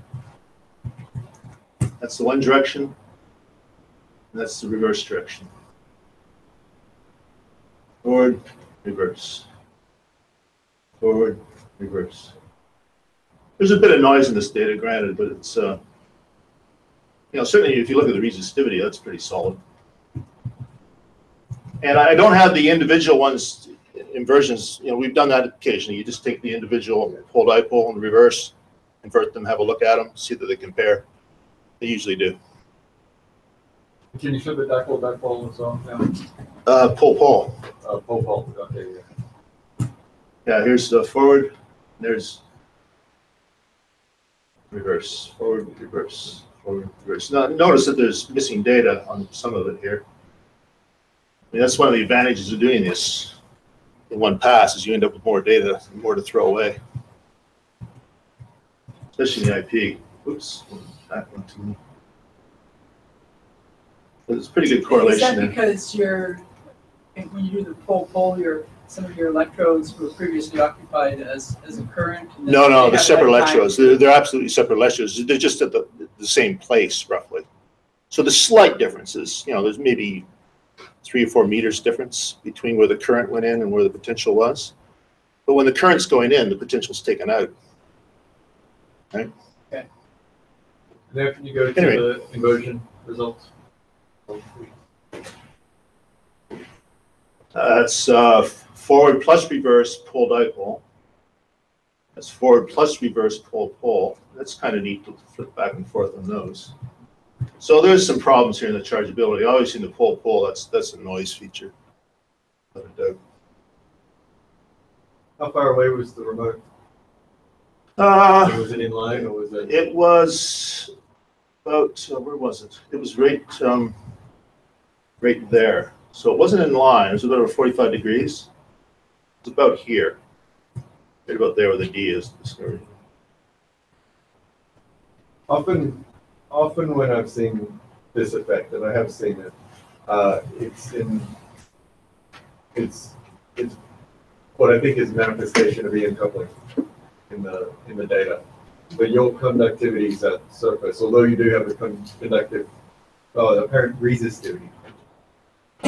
Yours is the other way around, right? So yeah, it doesn't. If you have a conductive layer at surface and then a chargeable body underneath it, and your pseudo sections consistently show apparent chargeability is increasing with offset, it starts to look a lot like EM coupling.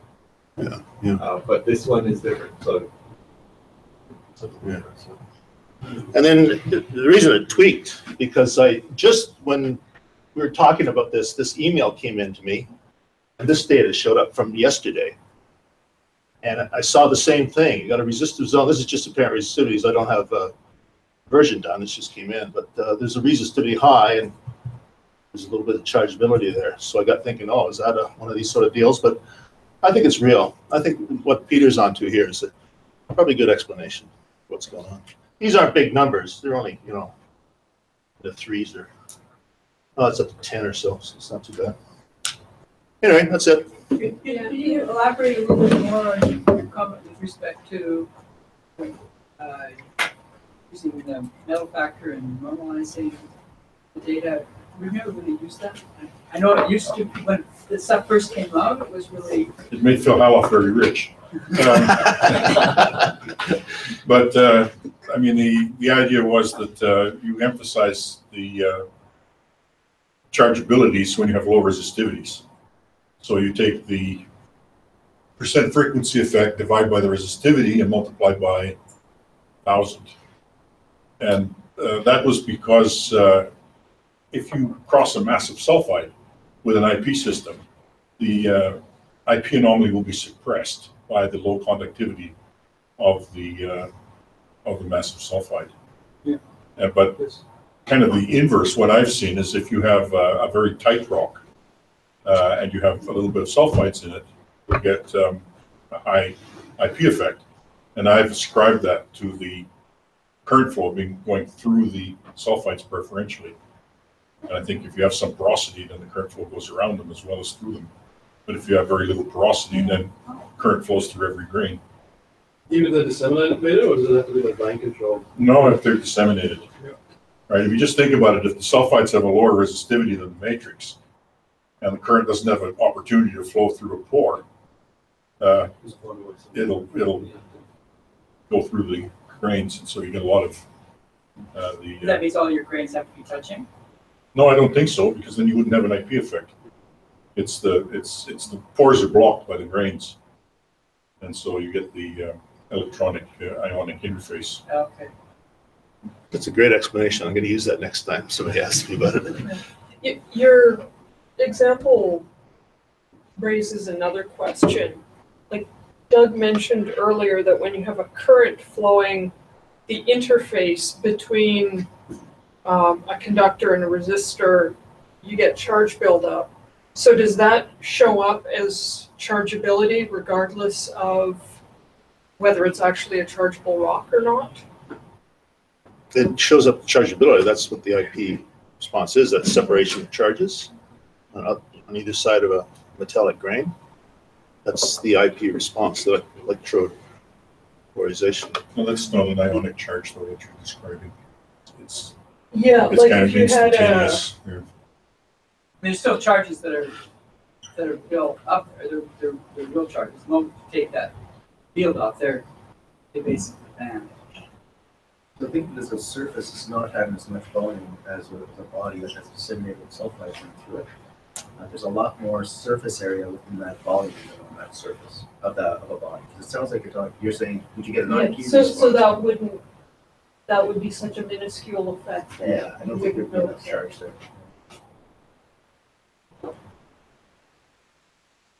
Okay.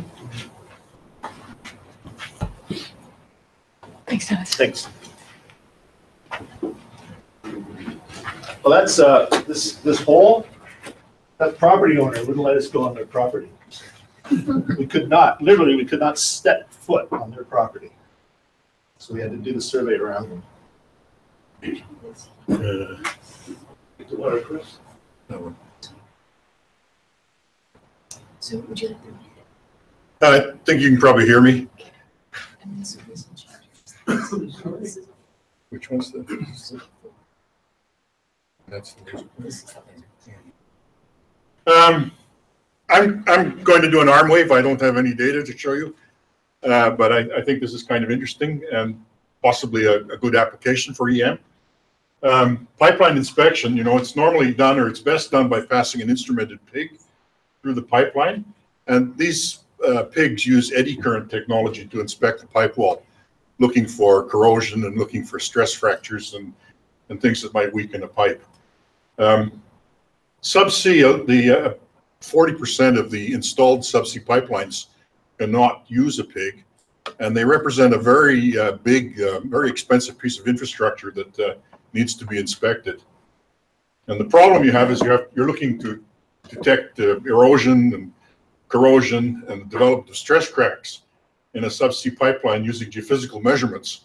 And you often can't contact the pipeline, and in some cases the pipeline can be buried. So if you lust after AUVs, this is an AUV to lust after.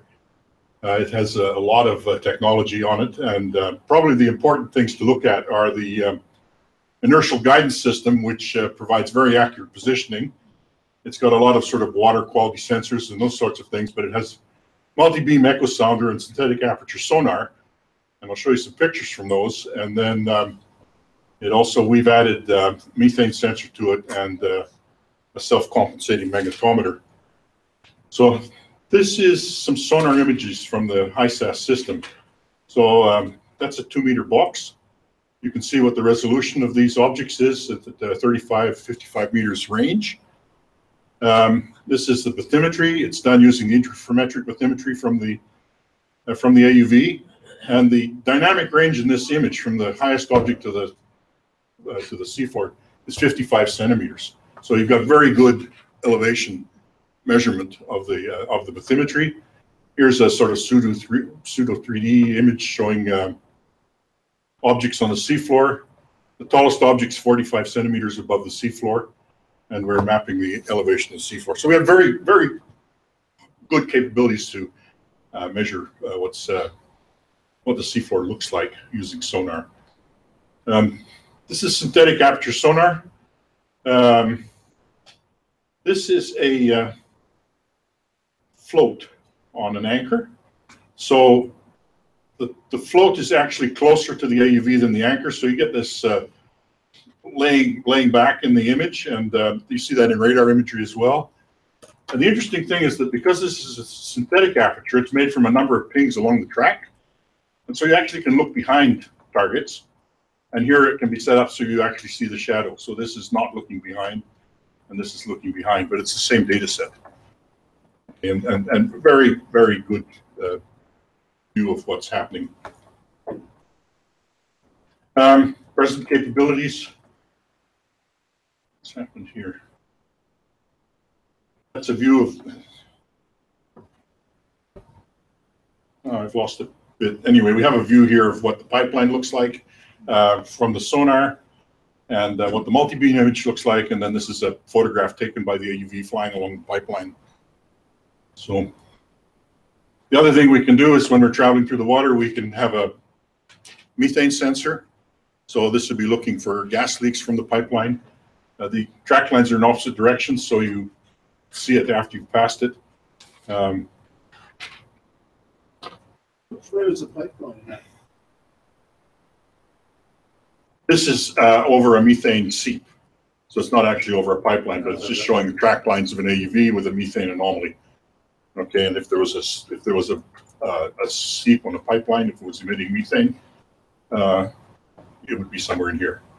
Because this vehicle is coming this way, it smelled the methane, and here's the anomaly. Then it's going the other way, here's the methane, and then you go back.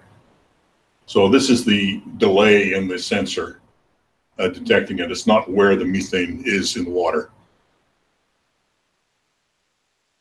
So you think you could track a pipeline using mag, but actually it's not a very useful thing because the pipes are welded and they pick up the remnant magnetization when they're being welded. You get quite erratic anomalies along it. You get an anomaly at each joint.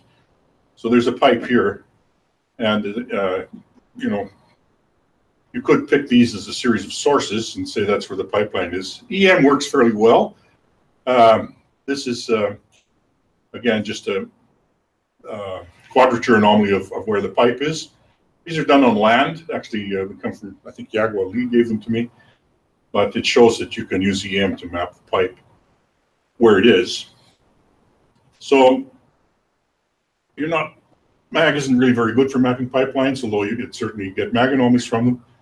The static field is highly dependent on the geometry, and so anomalies from pipelines are known to be erratic. But you can use a magnetometer array to measure and calculate the amplitude of a galvanic protection current flowing in a pipeline. So if you have active protection and you're injecting electricity into the pipe, you can see that the magnetic field from that. Normally it's at 60 hertz or 50 hertz. So this is again a survey that was done on land. It was presented at a pipeline conference. This magnetic anomaly is the electric current flowing in the pipeline. And when you have the strength of the magnetic anomaly, it's a line source. So you can actually back it up. Here's the mag anomaly. You can back it up to the current in the pipeline. Now, as you move away from where it's being injected, the current is falling off. And that's because some of the current's leaking into the water. So if this current falls off suddenly, you have a place where you actually have high current outflow into the water, low resistivity for the pipeline jacket. That might be a fault. But if it's not being impressed and if it's not an active cathodic protection system, you can't do that. And it's actually not a measure of the quality of the pipe, but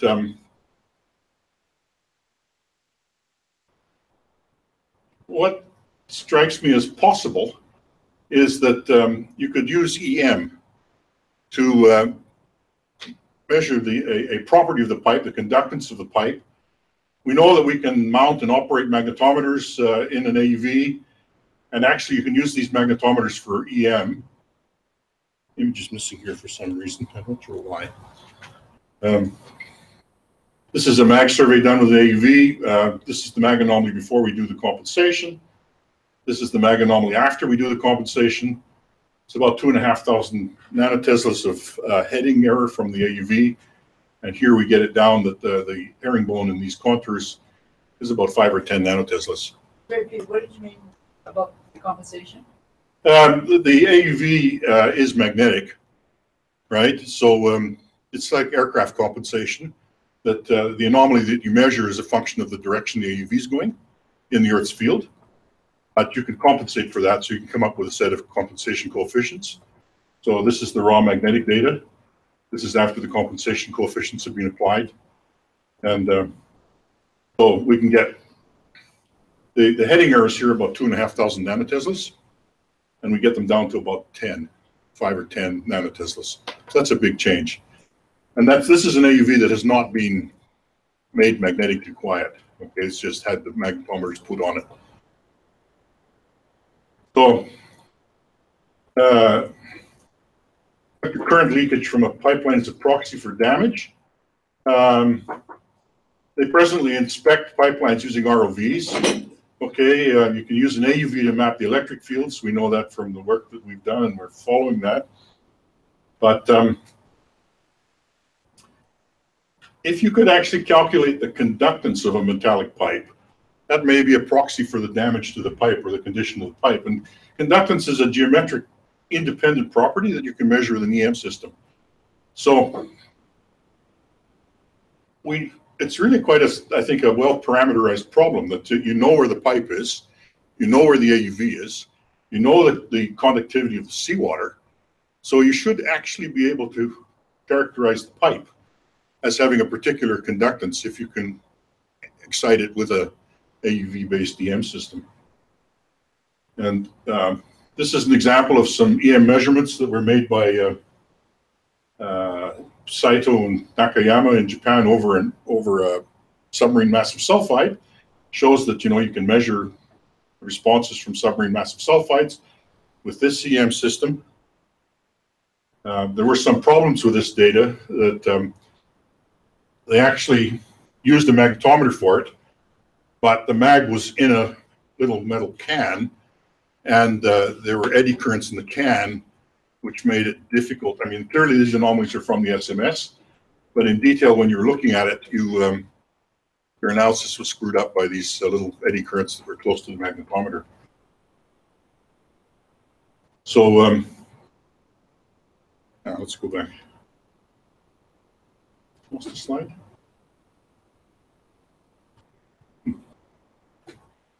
Magnetometers can be they've since been just put into a plastic container, and they're working at ambient pressure for the measuring EM over a pipeline, you need to build a system that can operate on an AUV. So the question is, can you take this system and morph it so that it operates on this? Maybe if that's not the best, maybe you need something that looks like this or like this. But I think there's an opportunity for EM to be used in pipeline inspection at sea. And it's a very high value market because there's a huge installed infrastructure of pipes and they need to inspect them. And I think perhaps an opportunity to move EM onto an ROV to efficiently characterize the conductance of pipes, and that may be a proxy for damage. Thanks.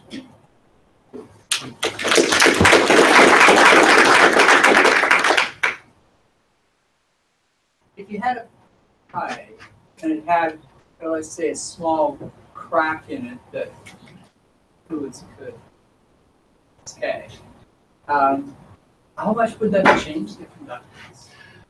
Well, I think the problem is that the steel pipes, they can crack, okay, but I mean you don't want to catch it before a catastrophic failure.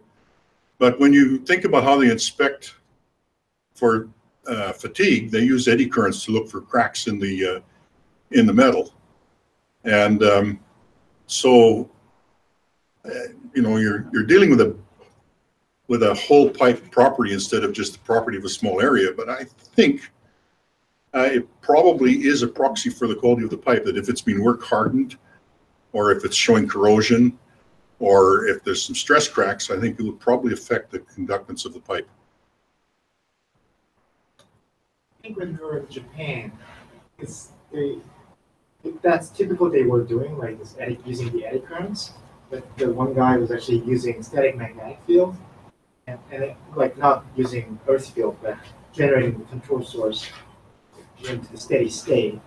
Then now, like the remnant is not a real big deal, but that was actually a little bit better. He was using so he was basically setting up a static magnetic field, I think and measuring the susceptibility. Yes. Yeah. Yes. And I think in that way you could see a little bit thicker metals, because the problem of using eddy currents, because it actually decays really fast in the metal pipe. So they wanted to use that. Well, I mean that's encouraging. I think it's it's worth investigating. I mean, it's something we would like to investigate. But I was intrigued by the work that you're doing at UBC with EM around wells and casings, and the EM calculation for E fields around, or electromagnetic fields around pipes. And I thought this is in some ways kind of related, and might be something that we could port your codes to. Yeah. Yeah. For the source, you're considering like a loop. I don't know what the source would be. I mean, you know, if I knew how to energize it, we could design a system to take it along the pipe, right? I mean, there are all sorts of different. There's hovering AUVs. They look like R2D2 and they swim in any direction. This is a torpedo-shaped one, which is quite efficient for going forward. This might be a good type of platform. This is a flatfish. This is a sunfish. So if we knew what we needed to carry, then we would find a vehicle to do it. Are the pipes typically buried, or are they sitting sort of on the seafloor? They typically sit on the seafloor. Sometimes they're buried, but yeah, sometimes typically they lie on the seafloor. That's. And there's not usually cathodic protection for subsea pipes. Well, cathodic protection is another issue. Yeah. I mean, the issue actually, I think, is pipeline integrity. So if you're looking for stress cracks and work hardened portions of it, that where maybe the tides or something have flexed it, it's if you can find a piece of the pipe that's odd, then it's worthwhile to go back with an ROV or with divers and to inspect it. But if you have thousands of kilometers of pipe, you can't afford to do that. So you're looking for some method of finding the places you need to go and look. how far can you go down? Like it seems like an engineering problem because like how far your equipment can go down very close to the seafloor. How far do you want to go? I don't know, like probably like less than 5 meters. Because like your EM field will decay. Oh, you mean how close to the seafloor can we operate? Sorry, how close to the seafloor? If you're relatively comfortable that you're not going into cliffs and things, you can get down 2 or 3 meters from the seafloor. That photograph, I think, was taken 5 meters off the seafloor. Cameras, don't work unless you're closer to about 7 meters. That's right. Or the study that Allison did in Norway, where I was looking at mag and photos, that was all done at 4 to 5 meters. 4 to 5 meters, yeah.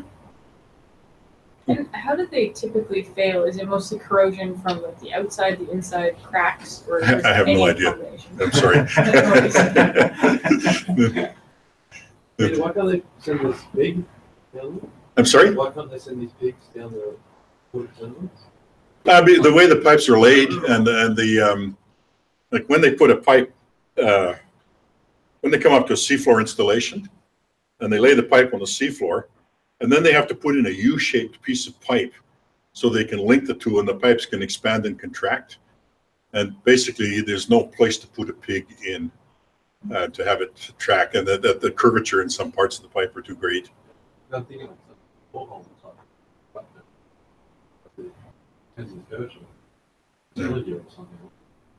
The whole thing is built underwater, and there's no, you can't get it in there. For that Japanese system, I think their magnetic field data wasn't yet. They have a problem that what exactly was mentioned, but the DBDT data was actually okay, and that was actually interesting because the tell a container like the response just stays there as like a constant. So by doing calibration, the data was sort of fine. I think there's no. My point was just that it's possible to build an EM system, so we need to know what to look for. What was the sensitivity or MI magnetometer?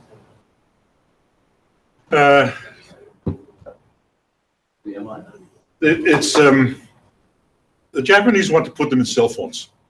Every one we get from them is different. Okay, I think. It's less than an analysis. Yeah. Was it? It was a beta test. Yeah, they're depends which. The nice thing about them is they're quite small, and they have very high sample rates that you can operate at 50 kilohertz sampling. And they look as though they'll operate at picoteslas, but the industrial imperative is to build something that can be put into a cell phone to find north. And so the first ones were the best ones, and since then they have not been as good. There's a spatial delay between that methane. I think it was a methane sensor. Is it delayed because it takes time for some sort of catalyst to occur? I think so, and I believe there are faster ones. Our methane sensor is a little bit old, and it has a time constant of what, about 30 seconds? Is that right, Steve? 15, 20, I think. 15 to 20, yeah. Now, is that variable depending on pressure and temperature, or is it pretty consistent? Shifted in the data? Like on the fly? When you look at the profile, it's pretty easy to pick the point that it's the onset. The onset. Yeah. The diffusion barrier, so when there's gases across the barrier.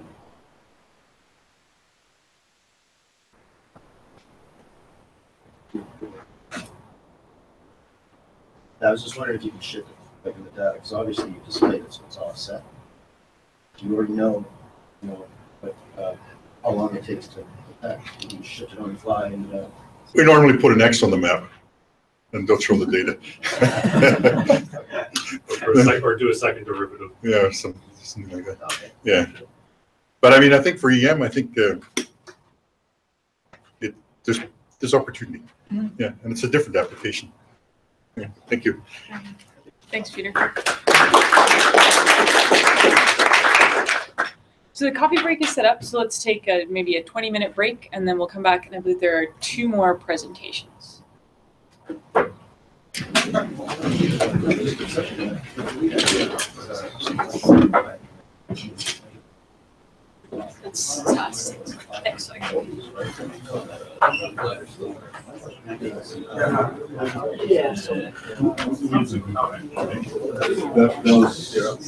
was using that.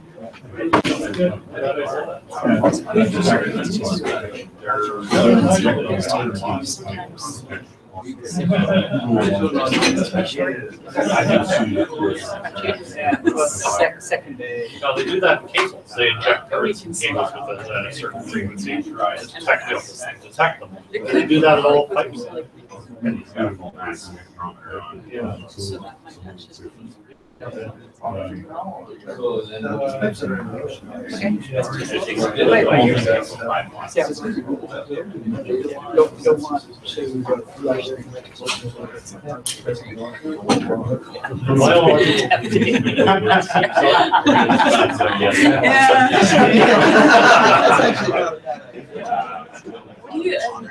No. Tony Wasser used to do cable laying and all that. And there's something about that he knows that biological things will focus. I just wanted to clarify what I was saying. The two sensors strapped on the top. Yeah. Could you just have visual and No, I thought this was talking about. No, not the stringers, no, I just think that's. I don't know, sometimes Max, we go to Max sometimes. No, it's just a logistic issue about. But often, if I know that it's changing systems, I'll convert to You bring the A and B up and then just like safe. Okay, that would be. That would be worse than strapped up. Okay. Thanks for your presentation. So that's definitely something we got to follow up. We had the electrodes exactly right. Yeah. For the launch No, I recovery think system like, we had. and we can model that.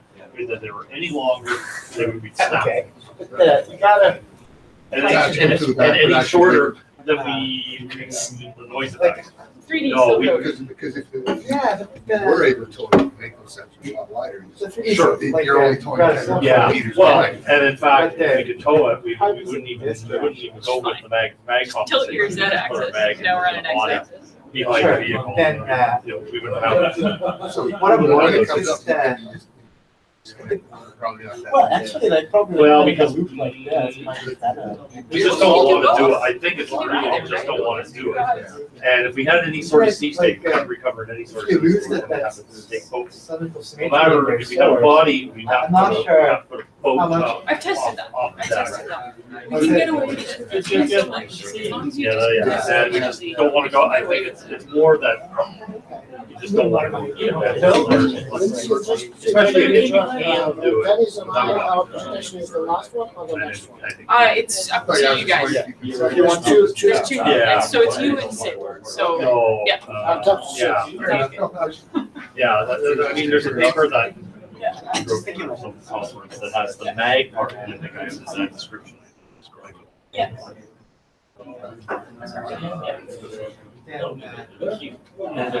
Something you want to I think it's bad enough. What is this potential data? Right, so I get, yeah, sort of. Like the, not why, it's so close. Yeah. Yeah. Because, like, it's Here we're gonna break it, absolutely. So you need to digitize sufficiently. So it'd be a more expensive problem. Oh, I see. The suit on. And then it gets full. Yeah. Because what I've done, like the thing that I've tested is because we've got, so I've tested a wires where we're going to a highway. And so to check that I'm not totally screwing it up, I've actually tested basically the metal like a dipole like this. And then we just continue discretizing. And it's fine. Well,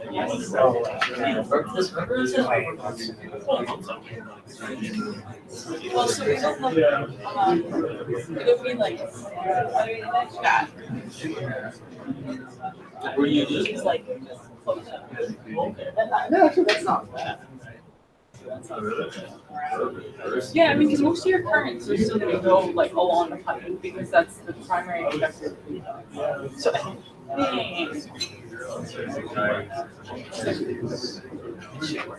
because we can actually simulate, like, I've been learning to look at ways, so like we'll do it vertically and then we'll put it on the side.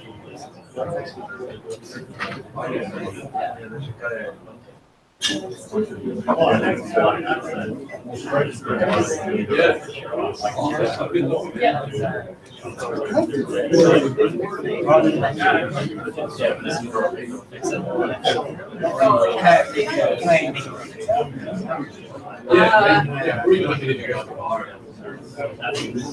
I do this? I don't think there's like any case like this, but I'm just curious. There's, If it's, I'm just making an analogy like this. I don't want to let's say I'm kind of doing, okay, I kind of want to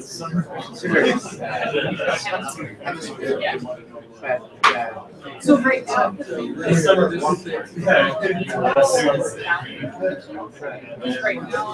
they're hardwired to zero.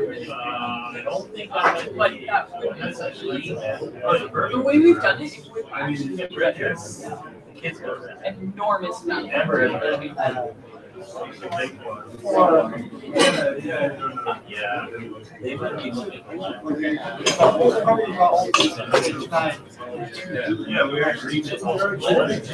yes. And if you're a geophysicist, you can discretize. I don't know if our operators, I feel very strongly outnumbered. But I think most of them, I think there are 3 outs. Most of the things, it might work, but I had over so I They're on I'm sure they're on we're at the corner of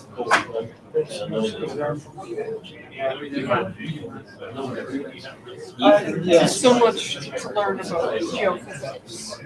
Yeah. Oh,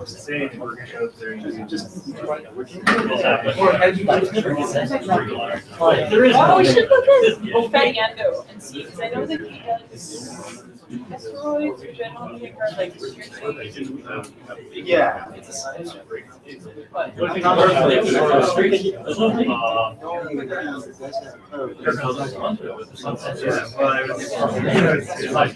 it does do like spherical.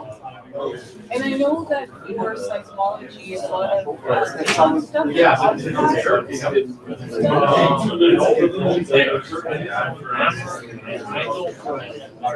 More about that.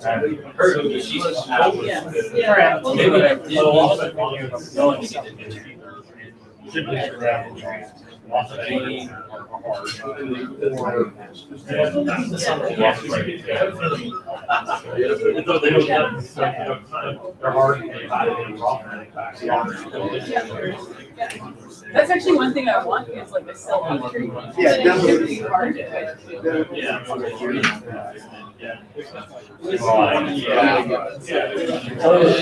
That's a really good point.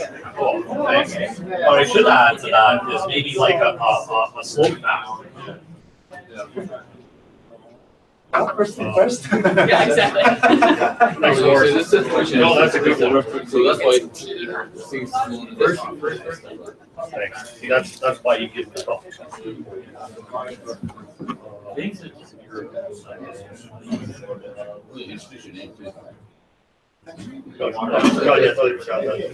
Well, I was introduced. I was introduced at the very end. Just before everybody walks out the door. Yeah. I've got something to say to you and Doug. Oh, sure. Okay. That'd be great. Thanks, Dennis. Well, I'm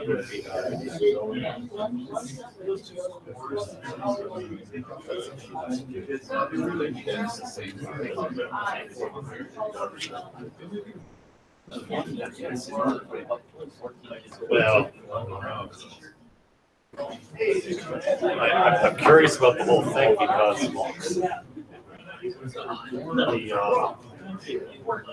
the Victoria's built right now. So it's one of those things that next time I see him, I'll ask him. I'll ask him, Oh, yeah, that'd be all right. well, Well, they don't need maybe I get frontier. You know, we should do it easily enough. Not within our mandate. No, that's Yeah. I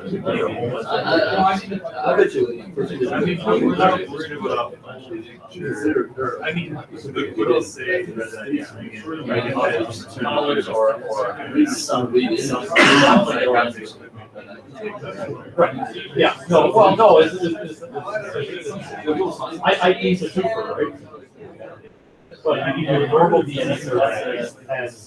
So that's He's my next door neighbor. Yeah, he's right there.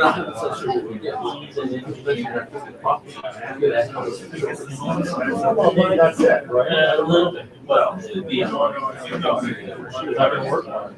This arcade.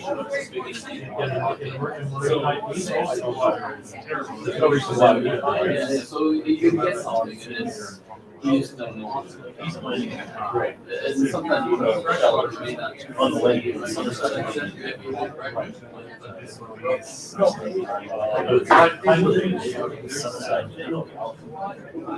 well, the instrument they're not briefing it's all on time. You measure the IQ. Okay, is this transmitter going to be EPs or we're going to pull it? I don't know, I don't know. Oh, well, I think we're going to do this in 2 ways. But that means Right. Yeah, Oh, I think that's the term line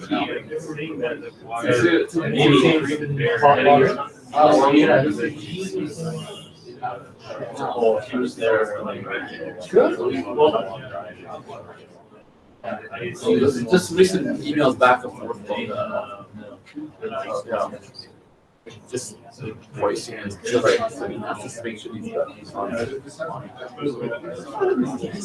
guess there's. How tall is the water? 100 meters? Yeah. It goes from probably 20 to 140 meters. Right. But we're proposed for up to 200 meters. It's a shelf off the coast, right? Right. Big long shelf. It's the southern part of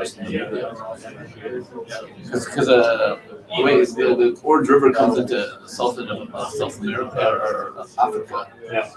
The river pollution goes along the coast there, and that deposits all the diamonds. And Sean, I'm just surprised it's a lot of big shelf. Well, not that. It is a shelf. Say south and north this way, South Africa. Here's the Orange River, and it cuts through here, and then here you got the ocean, natural floor of the ocean like this. There's a shelf, and so this thing's chucking a lot of material. It comes out and it's polluted, right? Yeah, that's right. I should realize that. Big strong, western boundary currents on all these. So it's counterclockwise.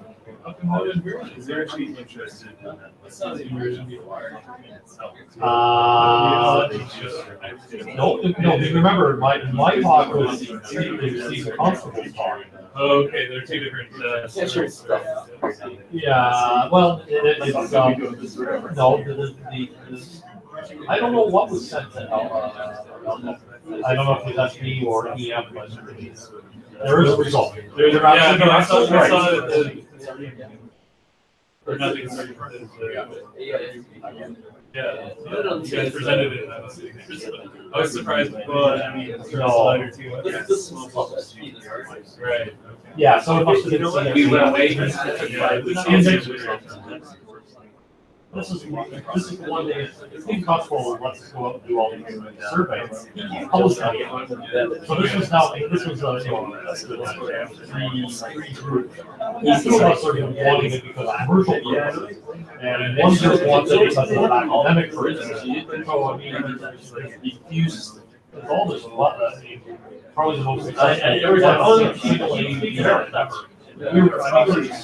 I don't know if it's when the nickel will be done, but there's top four scientific papers on it. Oh, really? On the SPA. Well, there's the inversion block and wristwatch. Multi-sensor interpretations. And you are. So, the noise of the UV. And then the second one, modifications. We're satisfied that there wasn't so much noise caused by the vehicle that it actually without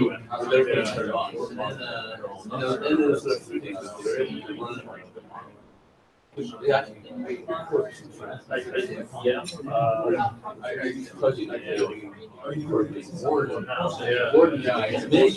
Well, there's one thing I have to say.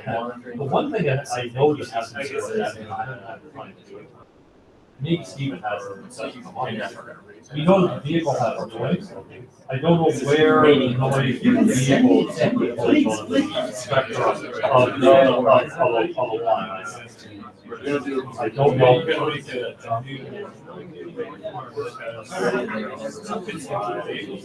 Yeah.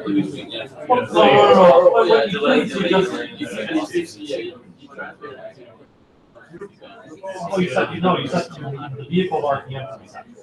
Oh, I see. So there you go. But yeah, just two nuts. And within a reason, because it goes slower. Yeah, but you run the vehicle in RPM, so that'll keep more or less.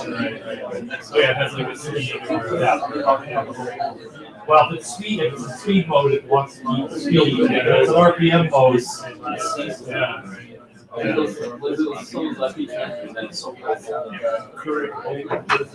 Yeah.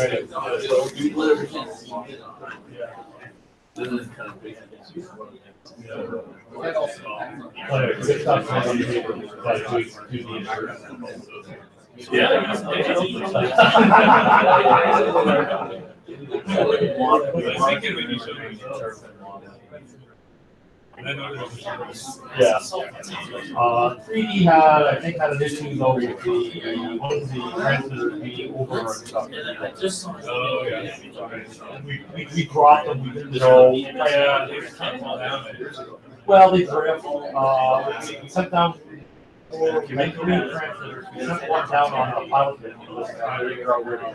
We knew there were strong currents. And so we then went with, okay, we want to end up here, so we're going to drop here. That's not bad. Because we got them fairly well separated and in a position where they could, where we knew where the zone of interest was. With just,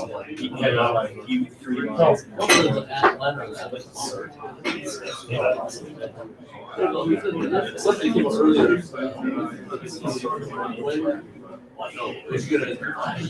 Yeah, At what line distance? Oh, yeah. As far as not using. We're trying to find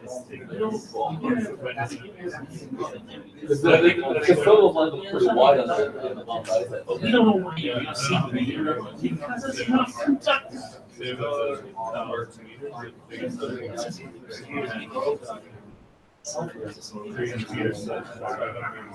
Well, the system must be great. So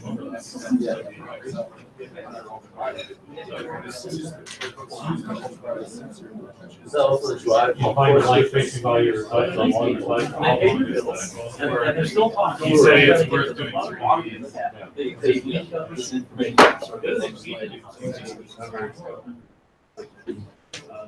The old CD code. I don't know if you ever, have you That's the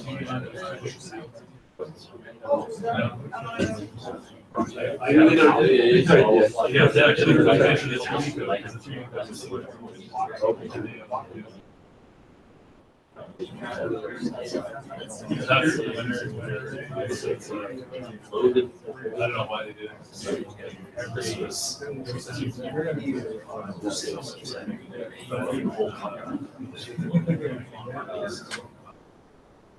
Yeah, but it's still the generic.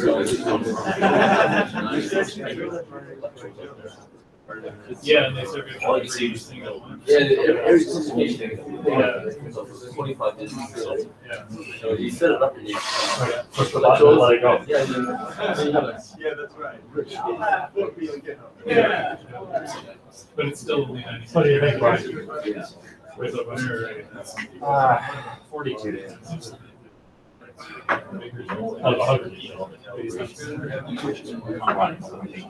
so every decision will have.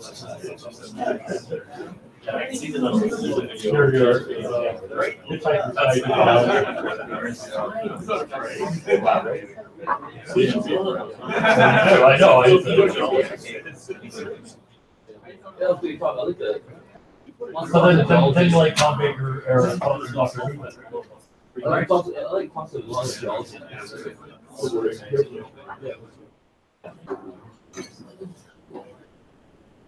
Like this dude for that.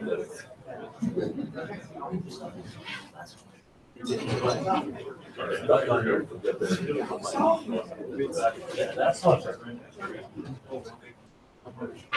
Well, we want to help us there at Harvey.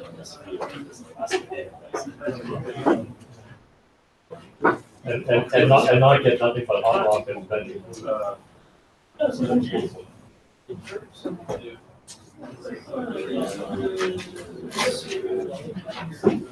I'd love to do some more Sierra. Getting ready to go.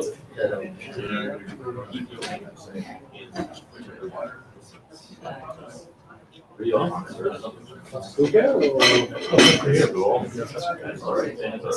I'm doing a Steve Christmas concert. I showed out elementary school. I was supposed to We are required. They don't want the kids to get traumatized.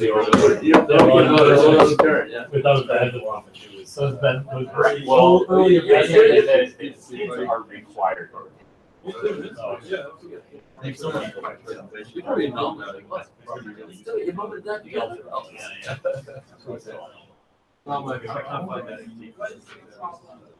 My sister's was a teacher. She started off very horse value rare. Now I don't have to, but then kids up there. She could be like name other parental guardian. You know these. Oh, that's not together. And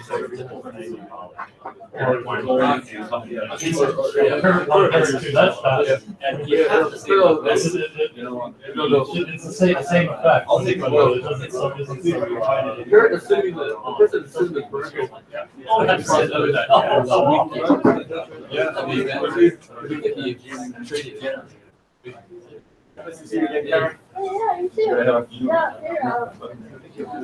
Yeah. Oh, thank you.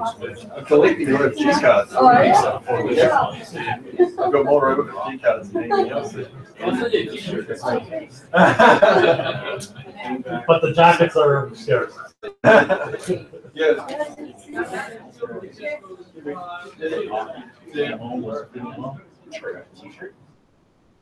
You still can. It's easy. We're downstairs. Carnival Street. They're downstairs. I'm sure. Well, they may be all extra large. And the OFG hat. Baseball cap. No, that'll be wasted. That's surge. Okay. You give I have to go and get the special one that's extra large. Do we have child size OFG hats? I'm really missing out. No, do we have OFG children's hats? I don't think so. All I can think of. No, Or with a child. With the OFG hats. Because Brian has 4 of them. Maybe they all have big heads too. And then has got an OFG hat. Because I'm sure their heads are not as big as Brian. Brian doesn't have a t-shirt. So we're gonna get going again here. There are two more presentations, and then we'll give you a bit of an overview of SIMPEG and answer some questions that we got. So there are two more presentations. Who would like to jump up first?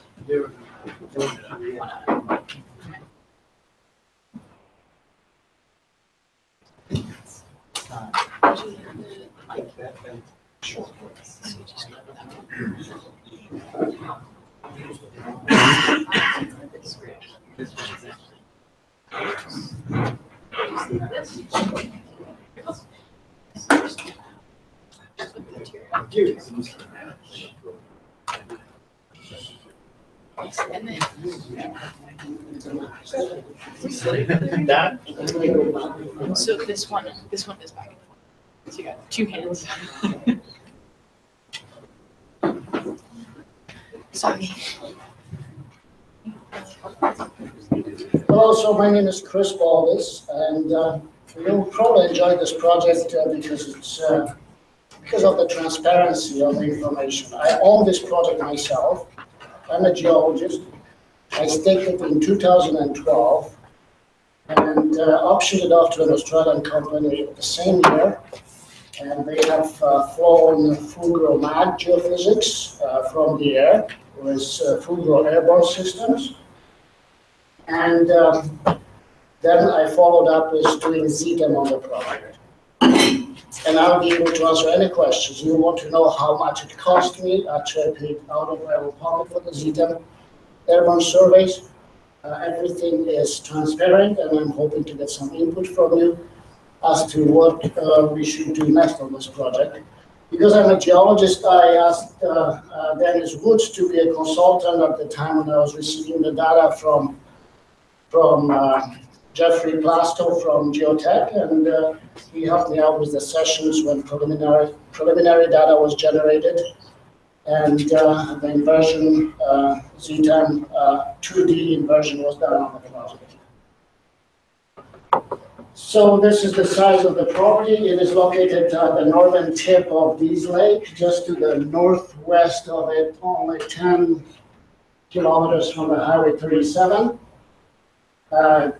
Physiographically, it is in Tanzila Plateau. And it's pretty flat, but about 1,000-meter elevation above the sea level, forested, wooded, very thick overburden cover from glacial accumulation. And the size of the project that was flown by Fugro is about 10 by 12 kilometers. And then 3 years later, I had to downsize the property a little bit, or maybe even by 2/3, in order to afford to file the assessment work and fly ZTEM over a smaller portion of it. People tell me, like Hunter Dickinson, that they use ZTEM for more regional approach. Because of the small amount of money I could put against the assessment report, I kind of did the contrarian approach, and I flew only 100 and 200 kilometer line ZTEM geophysics over it. So these are the considerations that we geologists have to look at: the size of the claims, and what can you afford to spend on the surveys. Okay, I'm going the wrong direction. As you can see, I haven't done it too many times. Okay, this way. So we are in a quinal terrain. It's a volcano-plutonic arc where the intrusives of as early as late tertiary to Cretaceous produced a lot of porphyry deposits. So this one is called a four-arc environment. And then we have the Stikine Arch, which is another volcano-plutonic arc. About earlier age. That's the reason why it was tectonically maybe kind of arcuate in shape and more complex tectonically. But in my opinion, actually, some of these intrusions, the age of the intrusives and porphyry systems here, the lower Jurassic ones to me, along with Hazelton group in the Stickeen Arch, they seem to be kind of subsequent volcanic events. What is interesting, this property is a porphyry system that is copper moly dominant, and it doesn't have any gold. I do have solar values, and that was pointed out to me by a geologist from Geological Survey of Canada, Nick Carter, who had a similar property, and he pointed out that I have up to 17.5 grams of silver in it, and it could be recoverable. So the copper moly dominated ones, as you may remember, probably where they have a larger footprint, and they are quartz monzonite dominated. So they are a bit more evolved intrusives, as opposed to diuretic ones, the calc-alkaline ones that are less evolved, also calc-alkaline, as I said, and they are smaller, vertical, so the porphyry systems are a bit tricky to find. There's not too many of them left that come to surface. Again, sorry about that. Forward, no backwards. So this is what was done before. 1971, it was staked by UX. Dolmach Campbell did the IP geophysics and mag on it. And Miranda picked up the ground 6 years later when other two companies that made discoveries dropped the ground. And Miranda did a very extensive soil geochemical survey. In 2012, I stayed the property, and the Australian company's name is Sirius Resources. They picked up my property in 2012. Their stock price at the time was 5 cents. By the time they finished work on my property, it was $2. The reason for that is they made a big nickel discovery in Western Australia called Nova Bollinger. But the property came back to me and they treated me very well. They spent $380,000. They designed their own Kruger survey. They employed a very respected geochemist by the name of Dennis Arnev from Revelation Geoscience to do the catchment analysis and stream sediment geochemistry. That is prior to Steve, to Dennis Arner's work and Sirius Resources. That's Miranda data that I pulled out from assessment reports just from hard copy maps. And I actually forced myself to learn mapping because I have motivation to do it on my own property rather than trying to do it slower and than our young geologists can do nowadays. So I plotted all the data from assessment reports, and I noticed that the moly and prior to staking, the moly and copper is pretty significant, and because Miranda was involved there as a major company, I decided to stake it. So up to 270 ppm moly was found in the soils, and up to 780 ppm copper. And I started digging deeper into the reports after I staked the ground. That's the side of the property where the fluid was flowing. And I plotted all the outcrops, copper dominated and moly dominated mineralization. Copper dominated area is to the northwest, moly dominated area is to the southeast. And Dennis Arner's stream sediment survey is plotted here. And it shows these are all anomalous values, orange up to red. And they make a significant footprint of geochemistry anomaly that had to be explained. And obviously Miranda already found it, never drilled it, but there was more work to be done as to whether this holds any porphyry system of any significance.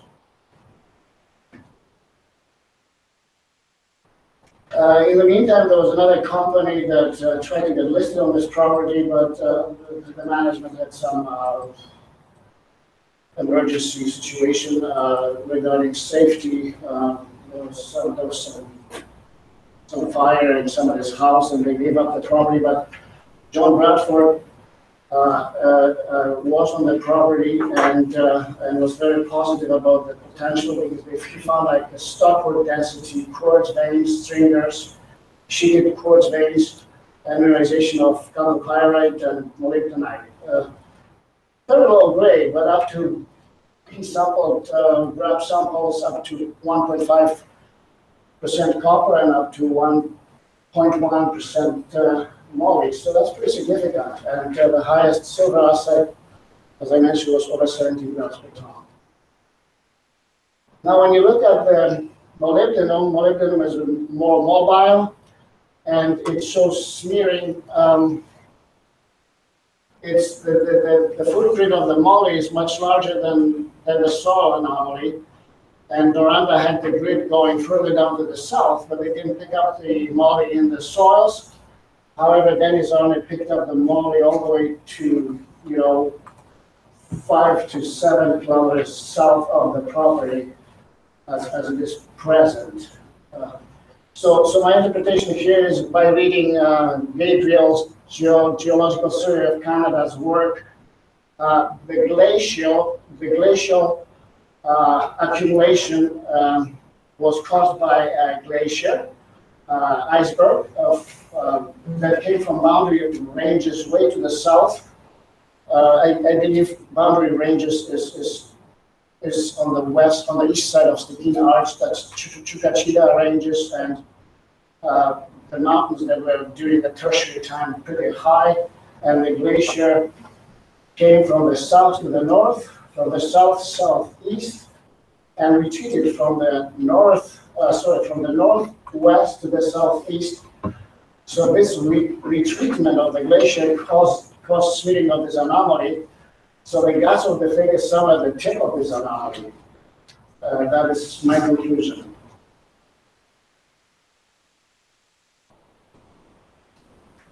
So after Australians have finished the Google Mag, they gave you an excellent data set. It's all available, and they haven't really done mapping of geology based on the magnetic domains. So there is still a need for interpretation of the magnetic high-resolution data, but the geology is pretty apparent here on the previous public information that I cannot miss because I got confused here with the forward versus backward, and I tried to find the geology for you that is better shown. Okay, here it is. So we have this late Triassic to lower Jurassic stop that is mainly granodiorite. And on the kind of western flank of it, it's quartz monzonite. So quartz monzonite, I would figure, would be kind of less magnetic. Granodiorite and diorite would be more magnetic. But nevertheless, this area at the base of this sill, because geology is getting to the southwest. So at the base, that would be, in that case, that would be a roof of the sill. So, at this roof of this zone of the sill, we have these more magnetic rocks, and that has yet to be explained. I've been on the property only 2 days, and I haven't really noticed that much magneticity in that quartz monzonite. And the mineralization itself, chalcopyrite, molybdenite, does not contain too much secondary magnetite.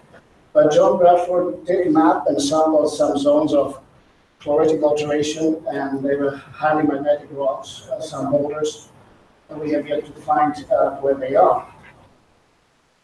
because of the lack of outcrop. Outcrop exposure is only present along the creeks, Canyon Creek running east-west, and Beaver Creek running north-south. So that's Beaver Creek.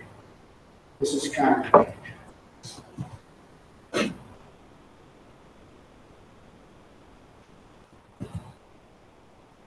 So when I overlap the geology and plotted the Maury anomaly from the source from Miranda, this is 5 by 2 kilometers. This high mag roof of the sill, as I'm interpreting it right now, this is up for revision. The geology is dipping southwest. These rocks are volcanic rocks of Upper Triassic, equivalent of Tatler volcanics. They are mainly flows of peroxenite mineralogy mainly, and phosphor, porphyry flows, agglomerates, and ash tubes. These rocks of Nazca formations are mainly sediments, and they show on Z10 as possibly being some conductive shales are in this area, and also faults running northwest-southeast. But the focus is obviously the intrusion here. That's the porphyry system. I would have to somehow discern the phases of this intrusion because of the composite intrusive body and find out where are the diorites, where are the gabbros, where are the quartz monzonites. And that will be a project possibly for a student along with collecting physical properties of rocks. That will be the next step to raise money and do assessment work in the field for the next step of geophysical surveys. The lack of overburden definitely calls for more geophysics here, and if I'm lucky, it'll be a geophysical discovery. So, again,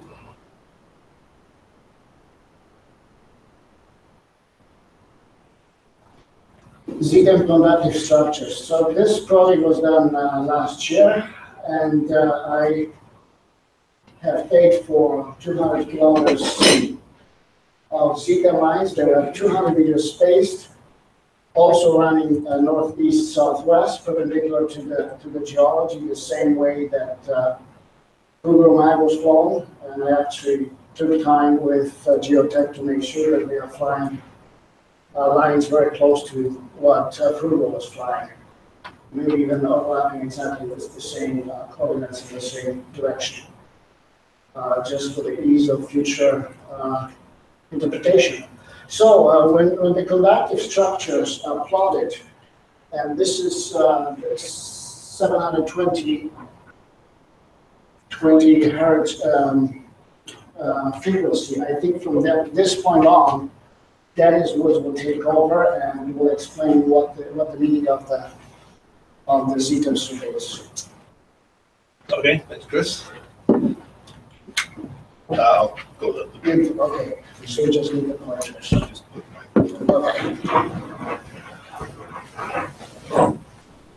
Okay. Normally, when a prospector comes up to me, he's asking to borrow a magnetometer or a GeoSci.xyz VLF meter. This guy comes up to me at last year's AME Christmas party and says, I just finished flying a ZTIM survey over my property.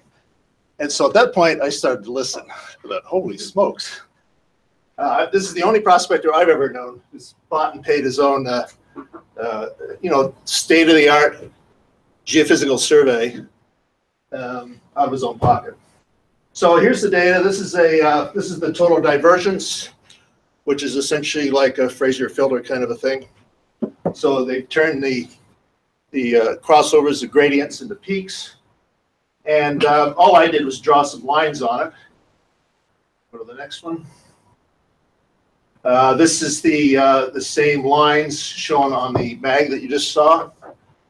This was the mag from the ZTIM survey, because you always get mag comes along with it. So that looked pretty similar to the previous mag. there. These anomalies the same. Obviously, that's an interesting, that's a Miocene, that's a volcano, right? It's just a cone, so it's magnetic. This particular basalt's magnetic. Yeah, sorry, Dennis, I forgot to make a comment on this. This is basically the bullseye magic center that was created by this basalt volcanic cone, similar to Devil's Tower in Idaho. If you watch the first encounters of the first degree, right? So you get these basalt columnar volcanic plug coming to surface, and these basalts are tertiary, and they actually deposited on top of the glacier. So you got the plug and the volcanic cone coming in, and the basalts themselves deposited on the glacier and kind of broke up through the glacier and down to the paleo surface. And that odd pattern there that you see is actually topography. So it's one-to-one correlation with the elevation contours. Okay, that's a bit of an aside. And there's a little bit more of it right there. This is that's a tipper. I think that's the reduced phase rotated version, right, at 180 hertz. So I just drew these lines on here and said that's very good. And but what I noticed were these interesting little other additional anomalies in here that aren't on these major structures. These are obviously structural geology. And somebody mentioned earlier that Doug was talking about this when he talked about the Quebec simulated synthetic data set, that ZTIM is really good at mapping out structures that we all know, but it also sees little anomalies as well. And that came out of that little analysis in Quebec. And so I'm thinking, okay, maybe we got something in here. But what needs to be done, of course, that's on top of the geochem. What needs to be done, here's various levels. So this inversion, here we go, was 2Ds. That's a standard project you get from GeoTem, 2D inversions. And you see some of these, there's a little thing there, so you see that. And as you step through these, we don't have more of it, but a line through here shows that little anomaly is a little isolated anomaly. So my recommendation to Chris was you need to get this thing inverted for 3D, just exactly what Brendan was talking about today with his case study from Nevada. 2D is fine, but you can get into a lot of trouble with 2D. You need to get a 3D inversion. Now, of course, we're talking about a prospector here, and so my suggestion was to try to get a student involved. Now, we had a line on a pretty good student from UVic who went with Martin Unsworth at the University of Alberta, but unfortunately, he went with another kind of project that Martin wanted to do rather than what I was suggesting to the student to do. But at any rate, it's still open. If there's any, if anybody knows of a student who's looking for a project to go into graduate school, this would be a real dandy. Do a 3D inversion of this and see if these things pull out as nice little anomalies for comparing against the geochem. Here we got some depth slices. That first one was, I guess, at 100 meters. Yeah, oops, 100 meters, going down 200 meters. So obviously major structures here. And I'll go back. Chris, you want to wrap it up?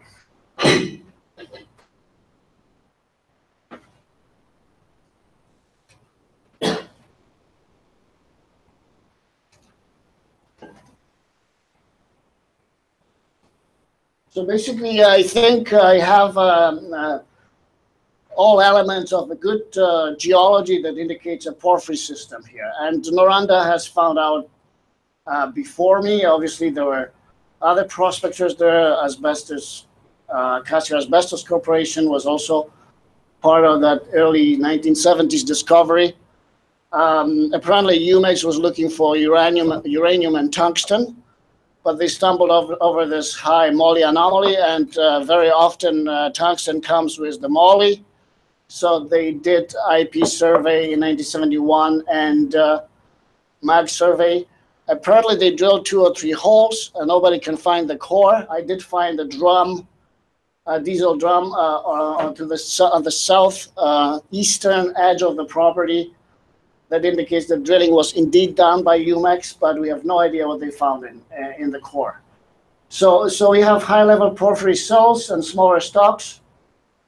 There's one very tiny stock that is kind of poking through the Takla volcanics to the west, and I think the extension of the target, the grid that Noranda placed, never reached further to the west. So there's more geochemistry on the soils to be done, more IP to be done also over the anomaly and to the west. There's large extent of the alteration. I've been there a couple of times, both times with a major, with the majors, and there's stock work, there's sarcitic alteration, chloritic alteration. It's not very strong. I think the surface, whatever comes out by the in these canyons of Canyon Creek and Beaver Creek, probably, if there is a system, if there's a deposit, it's at the edge of it, so the mineralization is not that strong. However, the volcanics themselves contain a very noticeable 5% pyrite halo. So there's a halo going on in some kind of a geometric shape on the west side of the porphyry intrusions. And that halo will hopefully be picked up by IP, and we can work out to the core of the system from it. And the question is, will there be like destruction zone of magnetite, or the true magnetite core with chloritic alteration that produces systems that our gold deposits in British Columbia come from? So the sort of sampled by three geology teams recently, including John Bradford and a couple major companies. The size of the geochemical anomaly is very significant. It's very easy from the point of view of legacy. I own it outright, and I've worked on the porphyry systems all over the world. So I hope to answer any questions. They gave me a very good price.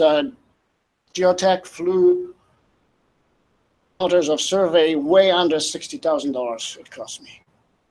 So if you want to know exactly how much it cost, I can tell you that privately after the meeting too. So they gave me a good deal because they carry mag with the ZTEM, and I didn't realize that ZTEM, I should say ZTEM, always needs to have magnetometer done along with the EM survey. That's what Doug taught me yesterday. That's why they had to fly it again, but they didn't charge me for that since I had the Fugro data generated separately, and they are higher resolution. So they were very nice to me by not charging me for the reading of the mag information, and yet it was used for structural interpretation. Any questions?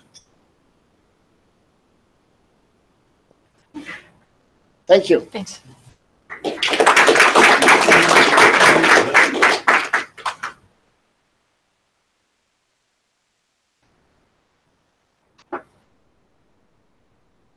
So we always say the best to last. Right? Yeah, that's right. I'll be short too. Which one would you like to open? Yeah. Yep. The PDF? Yeah. Do you want the mic? Sure.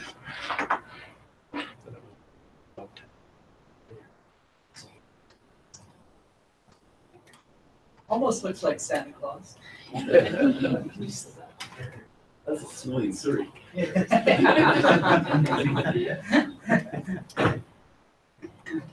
This will change your slides.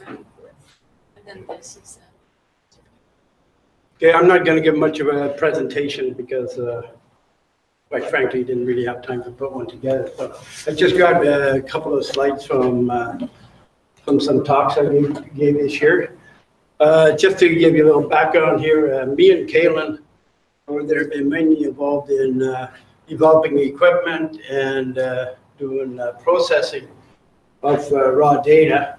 So I haven't been involved much in inversions, which is mostly Sean, Ross, and Brian do all the inversion stuff. So I'm not going to get into that much.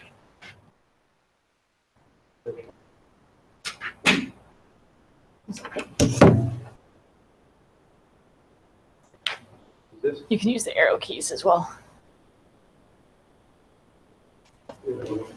So the main questions I always get from, so I'm just going to go through some comments and stuff, and the main questions I usually get from Sean, Ross, and Brian is, with my processing, is to come up with some kind of a noise things for the inversion. And I really truly think this should be discussed more, because I really don't know how to do it, and I don't know how to come up with good numbers for errors in the inversion. I mean, resistivity isn't too bad because it's 90% errors in locations, but chargeability, it's really hard to come up with numbers. I mean, we can come up with some numbers when we do the processing in the errors, but they're not really real. So, I mean, how to come up with noise, I think that really is part of something that's really not discussed enough.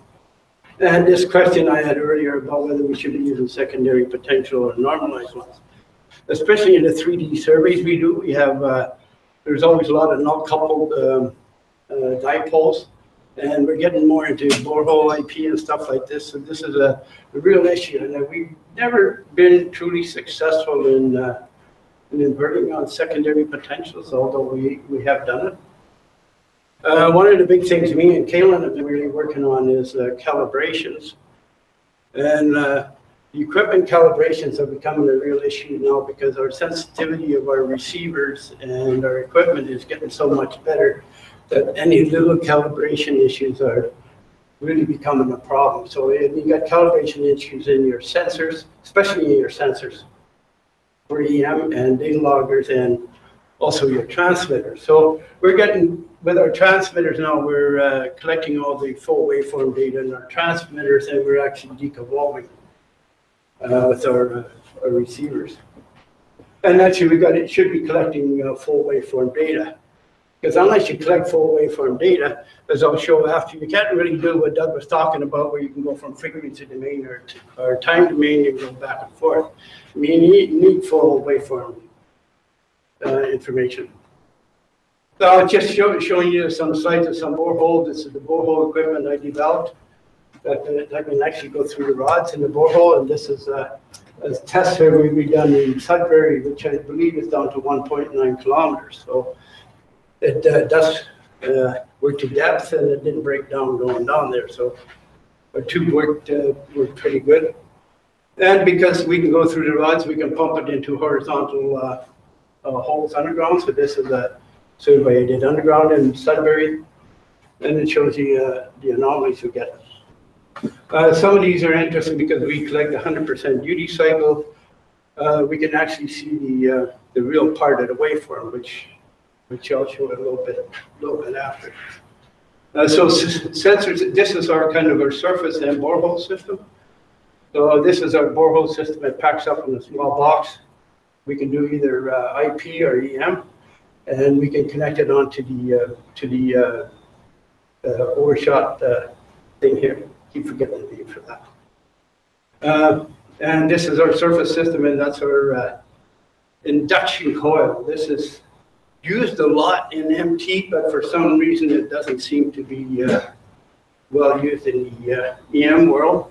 But just to show what it looks like, it's actually, Jim McNay actually told me I had to start calling it an induction magnetometer instead of a coil, because every time somebody talks about a coil, they talk about a DBDT coil, but there's no such thing as a B field. But these are actually B fields, are magnetometers over a frequency range, and most of them go from about 1 hertz or 0.1 hertz to anywhere up to 20 kilohertz. So this was from a test survey that was done in Utah, just to show the difference between different kind of coils, and I think the squid magnetometers in here, and there's some fluctuating magnetometers and stuff in there too. But it shows this. This is basically the coil, so it's kind of flat over here. Now the calibration issue comes into, unfortunately I don't have the slide here, is the phase isn't quite as flat as the amplitude. On none of these systems, they all got a phase response with frequency, and that's the part you really have to calibrate on. The phase is quite a problem, because I mean, after all, you're looking for a phase shift when you're doing EM work. So it becomes an issue. And this is just the example of showing the sensitivity between the three of them. This one up here is a flux gate magnetometer. You can see how bad it is. It's up in the picoteslas. But all these other systems, these induction magnetometers and squids and all that, they're down into the femtotesla range. So it doesn't almost make much difference, because I think you're getting beyond the sensitivity of our data loggers. So there's much more other noise and wind noise and all this stuff, even, you know, from trees moving and stuff. Your noise of that is a lot more than the sensitivity of these systems. This is the Jim McNay's armored coil that he's developing, which is type of an induction magnetometer too. It's called the current feedback, where these other ones in here are double feedback. You look at fancy names, right? But you got to calibrate them all. You can see this endpoint here too, where they have this little hump. So they change over frequency a fair bit. The transmitter waveform receivers, all that Doug showed was mostly the airborne stuff. And he talked about the transmitter waveform where you have a step off. Well, most of the stuff doesn't really work that way. We don't really have a nice step off, although you incorporate it in your inversions. When you look at the data and the currents, I think you should be probably looking at what you see at the receiver instead of what you see at the transmitter. But here's some different systems. Like the Chrome Pulse EM, the Geonics, they're 50% duty cycle but a ramp off, so they're called a pulse system. They use an induction coil for a sensor. And then they have, Chrome also has the Digit and the Digit Atlantis and ours and the Veil Uram. They can do 50% also, and 100% they use B-field coils or three-component flux-gate magnetometers to see them. And then there's the U10-3 from Levitate, which is a triangular waveform and uses kind of an induction coil, although this is an induction magnetometer, and he takes a derivative of it, and he does fancy things with it. So. But ours and the Veil Uram are both 100% square wave, and we use a B-field coil or an induction magnetometer and a three-component flux. But just to show the difference in waveform, you look at the DPDT, although the transmitter is a square waveform, just kind of like what Doug showed, where you have your off time and off time. This is actually what you see at the receiver. So you don't see this. So these are the currents you're actually seeing. So I really think the diagrams where you show currents should be showing this, not this, because it's not the transmitter usually. This is what you're seeing at the receiver. So you see, that's why it's called a pulse, because you get these pulses. That's what it's called, a pulse system. Now, if you use a B-field magnetometer, and actually you see our magnetometer, you see exactly the same waveform. And this is just the triangle waveform that the U10-3 used, and you basically at the receiver you see a square waveform. So what you see at the receiver is actually a square waveform. So you should almost ignore the transmit. And this is what the Urim and what we transmit. We transmit a square waveform. We use a magnetometer. You see, the difference here is the sampling thing. This is where the issue comes in going from time domain to frequency domain. If you sample, like most of the pulse systems or the 50% duty cycle systems, only sample in the off time. So you only got half the waveform. So I mean, you can't really transform back to frequency domain because you've only got half the signal. So it's kind of an issue here. So the full waveform should be sampled, and that's what we do when we do 100%. So I gotta stop you. I really do. Huh? I have to stop you there because the Emmet Smart Tim 24 records. Yeah, I know. I'm saying the full waveform system. I'm saying the older systems. Okay. The Emmet doesn't record the full waveform. You can do it. That's what I'm saying. Yeah. You should be recording the full waveform. Right. I'm not saying whether because the newer systems do duty cycle, 100% duty cycle, you still record in the on time. Oh yeah. Yeah, if you record it, but if you don't, the older systems didn't do that. The IP systems, most of the IP systems don't do it. Like the new ones are all starting to do it. Yeah. No, this is my argument. That's my argument for why we should be collecting full wave. When you go back to the last slide, you should have those little dotted lines in the on time as well. Yeah, I know, but you still, most of the ones only present this, and they only stack this for the gates that you do your interpretation on. So you're still throwing away half your data. Well, nobody, not many, well, I guess Chrome still uses their system, but. Yeah. I'm just pointing out the differences. Right? You know, and this is the difference when you, too bad this doesn't animate because in mind when it does, but it actually shows the difference. I mean, I think Doug showed these decay curves, and that's what you see from a pulse system. So as the conductivity increases with the pulse system, your amplitude of your response actually goes down. You still see your decay, but your amplitude goes down. With a non-time system, that's not the case.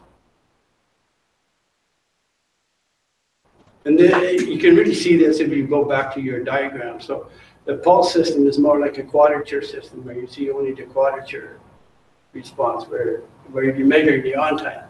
And that's the same with a 50% duty cycle or 100% duty cycle. So if you measure in the on time, you get your on time signal.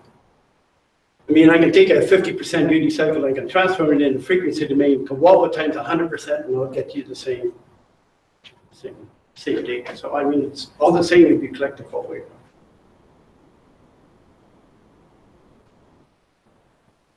That's it. Any comments, questions? I just wanted to point that out. I just think that you should be looking at the receiver waveform, not the transmitter waveform.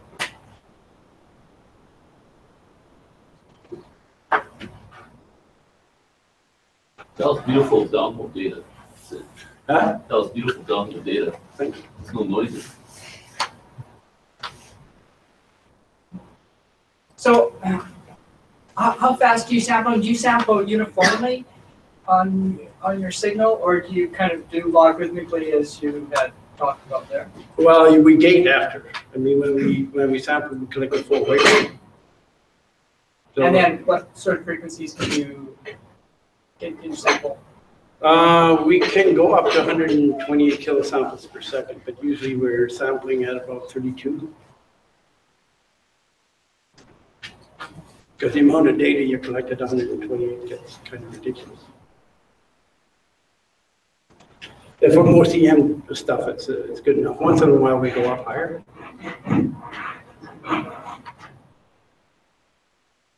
Any other questions? No, thanks.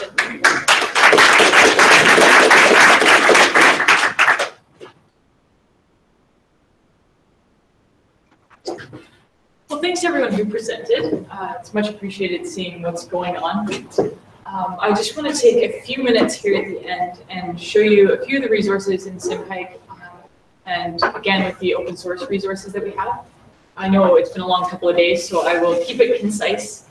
My point here really is just to show you where the resources are, how to get in touch with us. I don't necessarily expect that, like, I'll pull up an example, and don't worry about sort of diving into the details right now. If that's something that you're interested in, then get in touch, and we can get into more details then.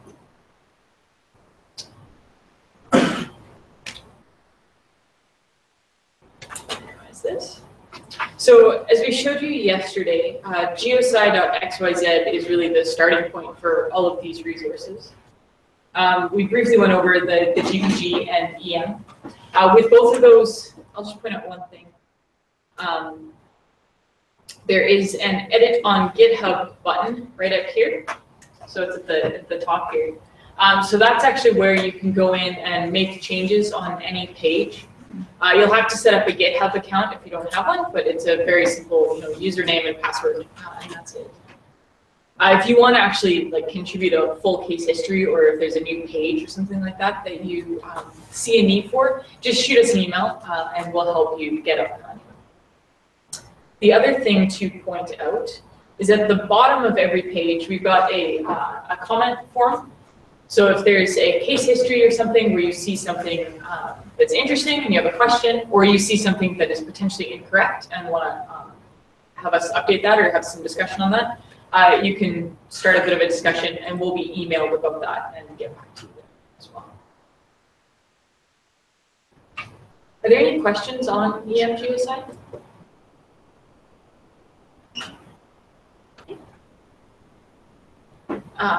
So the other thing I want to show you is we'll go to SimPeg here, and I'll give you just a little bit more of an overview. We went very quickly through the examples yesterday.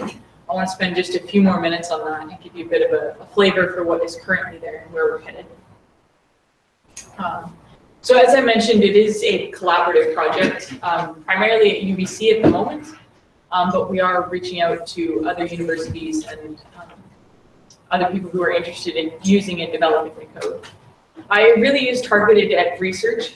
So our first goal is flexibility, is being able to go in and try something new. And so that's really what we prioritized in our development. So the docs are here, they're accessible through the SimPeg site. And the good starting point is the examples. So we showed you the published ones. What I wanted to just go through again is actually the different methods that we've got. So currently what we support is potential fields. So there's a few examples, 3D inversions with gravity and magnetics. And Dom has done a lot of work here on supporting compact norms. So you'll see there are some examples that have that. DC resistivity is something that we've been working recently. I know Soggy, Thibault have been doing a lot of work on getting some more utilities around this code up and running. So there'll be a few more examples coming out. If there is an example that you're looking for and we don't have it posted, there's a lot of stuff that we have kicking around internally. So we might be able to point you to something if you don't see what you're looking for here. So I'll show you today, we've got some notebooks that actually walk through the EM code, showing a few examples that Doug showed yesterday in the lecture slides.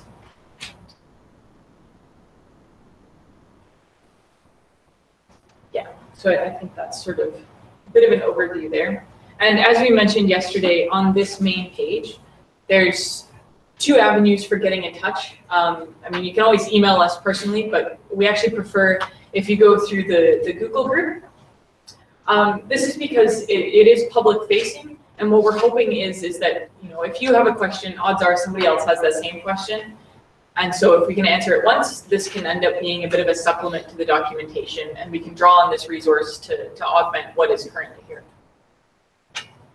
So that's that Google group. And then there is also the Slack group. So similar to what we have for GeoSci, but this one is really meant just for questions on SimPeg. And so you're welcome to join. That's more of a chat forum, so it's more real time. If you have something in depth, the Google group is a better place to go. So what I want to show you here, we went through the apps yesterday and got those up and running. They should be, we did a couple fixes to get them running faster. The install was taking a long time. So they should be running a little later now. So again, you can run those on Microsoft Azure. Did anybody want me to pull those up again? Are there questions about those specifically? Because if not, I'm going to jump to the simulation notebooks, but I'm happy to answer any questions. Okay, so the one that I'm going to go to now is these simulation notebooks, and I'll show you what's here. So these are really targeted at showing you all of the code. So step by step, how do you actually get up and running to run a frequency time domain, frequency or time domain or DC simulation with SimPeg. So if you follow that Azure link from the EM GeoSci, this is what you'll land on. So there's a few examples here. There's less than the apps. They actually do take longer to develop because we're trying to not only write the code, we're also trying to explain to you every single step that's taken in writing the code. So they're a little more involved to develop. But we've got a DC example showing the potential computed from a Misela mass survey. So this is sort of a very simplified version inspired by the La Magdalena example. Sorry.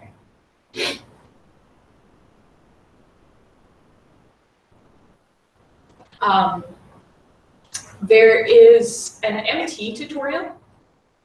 So I'm going to just open these up and I'll give you a bit of a flavor for what's there, but we're not going to run through it in detail. These were published as a part of the SEG Leading Edge tutorial series. Have any of you seen that before? Yeah, a few people. Yeah, if you haven't, it's worth taking a look. It's the only sort of default open access publication that the SEG does. And what it is it's usually a 1 to 2 page write-up and then code that supplements that. And so they walk through a variety of tutorials. This one we did on MT. There's other things on like well logs and there's a lot that are of course on the seismic side of things.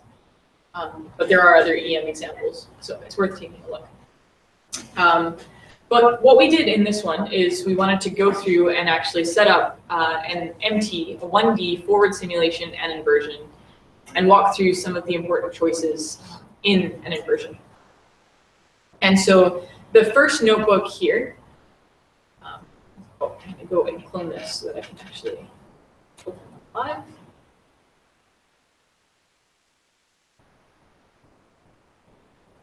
So the first notebook here, we start at the top, we start from the continuous Maxwell's equations, and then we go through and we go step by step, discretizing them, setting up a matrix system, going ahead and solving that, and then comparing to an analytic. So the purpose of this notebook is really to take you from the continuous world to now something that we can treat as a reusable function for solving the MT equations. So in the apps, I told you to do cell run all. These are not really designed for that style of interaction because those ones we just wanted you to get to the interaction quickly. These ones, what I recommend you do is you do shift enter and that runs each cell individually. Or you can do cell run cells and it'll just run the current one. So it executes it step by step. So in the first one, we just installed everything. Here we're going to import some basic Python packages as well as some stuff from SymPy. So if you're familiar with Python, you'll probably have seen NumPy and SciPy before. NumPy is basically like MATLAB. It does all of the matrix operations. And then SciPy, here we're using just the sparse matrix operations, but it also has a lot of useful utilities for scientific computing. So they've got some optimization stuff. So in this notebook, as we said, we start from Maxwell's equations, and then we're going to go through, define our boundary conditions, define where things live on a mesh, what our matrix system should look like, and then we're going to go through, set up that mesh, set up a model, discuss a few choices like your cell sizes. So we know that our skin depths, our minimum and maximum skin depth, are controlling factors on how we should define our mesh. We need the smallest cells to capture the highest frequencies, the fastest changes in our model. And then we need to make sure that since we're defining a bottom boundary where we're saying, the fields have decayed by this point, we need to make sure that we go far enough that the fields actually have decayed. So we walk through that. And then we set up and plot the mesh so you can see what's there. One of the things I want to just show you briefly. So Python is object-oriented. And so what that means is when you create something like a mesh, we've defined all of the geometry. And so that means it has some specific properties. So if you want to look, for example, at how many cells you have, in this case, we've got 125. So it has those types of properties. It also has all of the differential operators because those are just defined on the geometry. So that lets you build up your grads, your cell grad, your curl, all those kinds of things. So if you want to look at what those are, you can inspect them this way.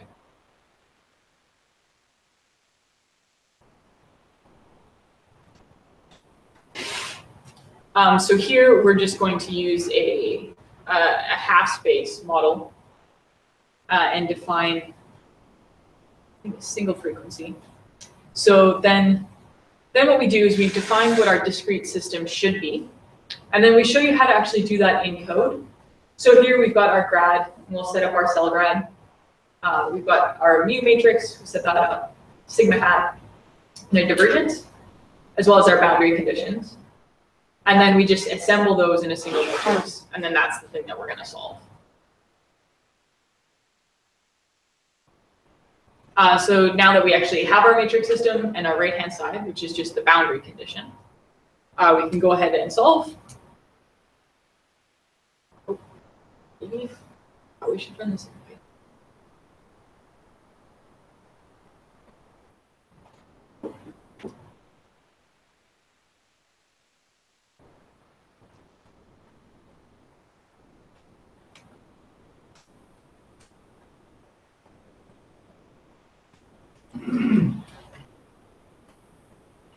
So we'll let that just catch up. And then here, we look at the impedances, make sure that, for half space, our phase should be 45 degrees. So if we've done a good enough job discretizing, we should be about there. And then the final thing that we do is, now that we've sort of set up this system, we want to just be able to reuse it. So instead of going line by line, we turn it into a function. That's the end of this notebook. What we show in the next one is a couple important considerations before you actually get to the inversion. So these include making sure, first of all, that your mesh is sufficient. We also look here at an example of non-uniqueness. So the first thing we do, again, is import some of the pieces, and then import our function that we wrote in the last one. We're going to set up a half space model, and then I think we're going to put a layer in. So we talked a bit about mesh design in the previous one. So I'm just going to kind of skip through this quickly. We're going to insert a conductive layer just to make it a little more interesting. So this will be the model that we'll work with. One of the first things you want to do is just compare to an analytic, make sure that it's all working. So here we do that. So we've got our numeric in the blue and our analytic with the black dots. So this starts giving us confidence that we can actually move forwards towards an inversion using this code. And so one of the things that we show is actually looking at now what happens if we start to break down some of the assumptions on our mesh design. So here we can play around with the minimum cell size as well as the domain extent, and see basically where our numeric solution starts to peel off of the analytic.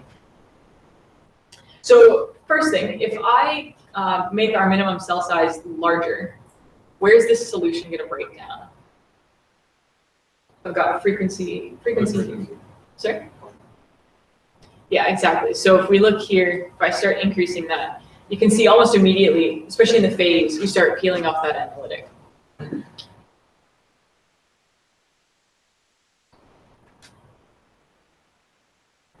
And so if we bring that back, if we now look at how far our domain extends, if we shrink that, where's that going to break down? Or is that going to cause our solution to break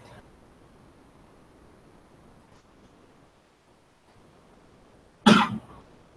So what I'm doing is, instead of saying that right now our boundary extends to like 300 kilometers, if I start bringing that up, what does that do to our solution? Yeah. Thank you. So it doesn't take long to actually start peeling off of the low frequencies here, because the lowest frequencies are seen deepest. So if we violate our boundary conditions, that's where it's going to break down. And then the last thing that we show in this example is the classic example of non-uniqueness for MT. which is the conductivity thickness product of a conductive layer.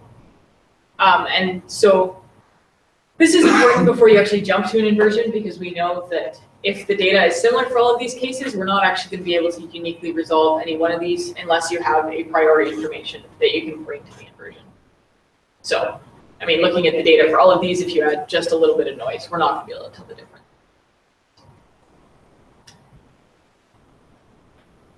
And then the final thing that we show in this MT tutorial is then actually going to the inversion. So we start with a 5-layer model.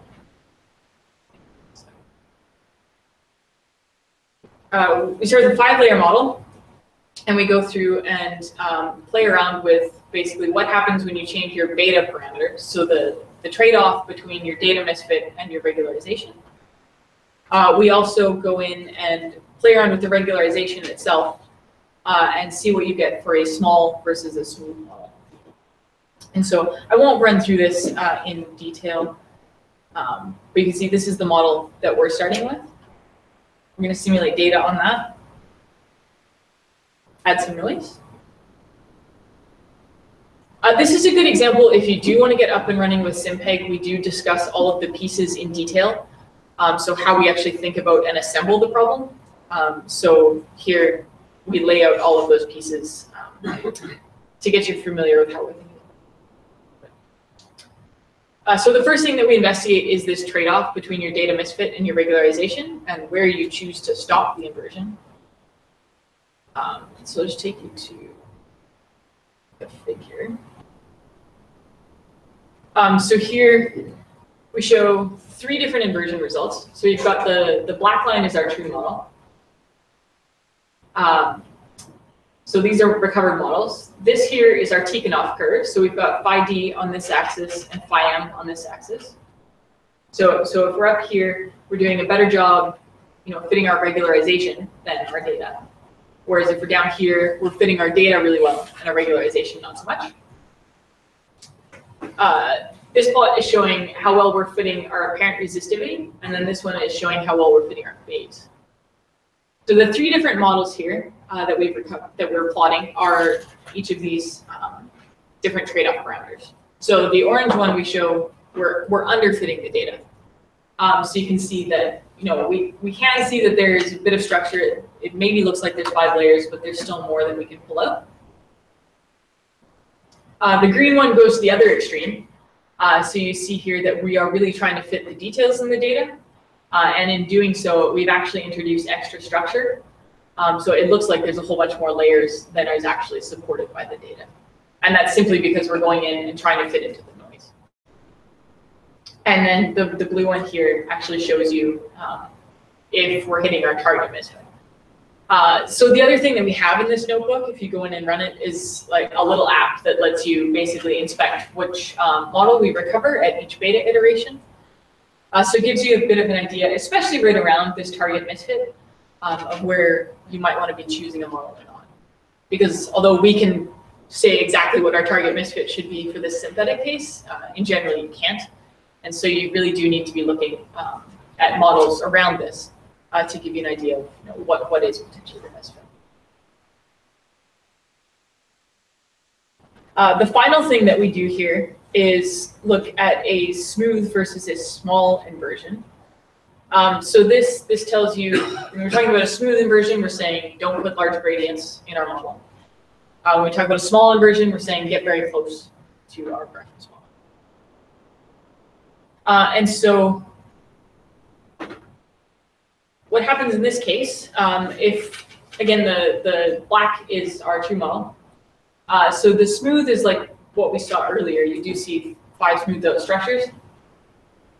What happens when you try and overly fit a reference model is that you end up with a very jagged result. And that's because what the inversion is trying to do is keep most of your values right around your reference model. And so in order to fit the data, it throws some erratic values around to create those responses that you need. So hopefully these are a useful tool if you are explaining inversion to somebody. It's a fairly simple model, but enough complexity to drive some of these points home. Are there any questions on this?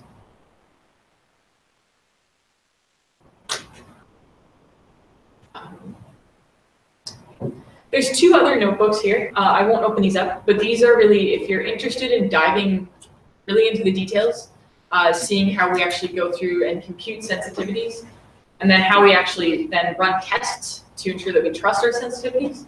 All of those details are here.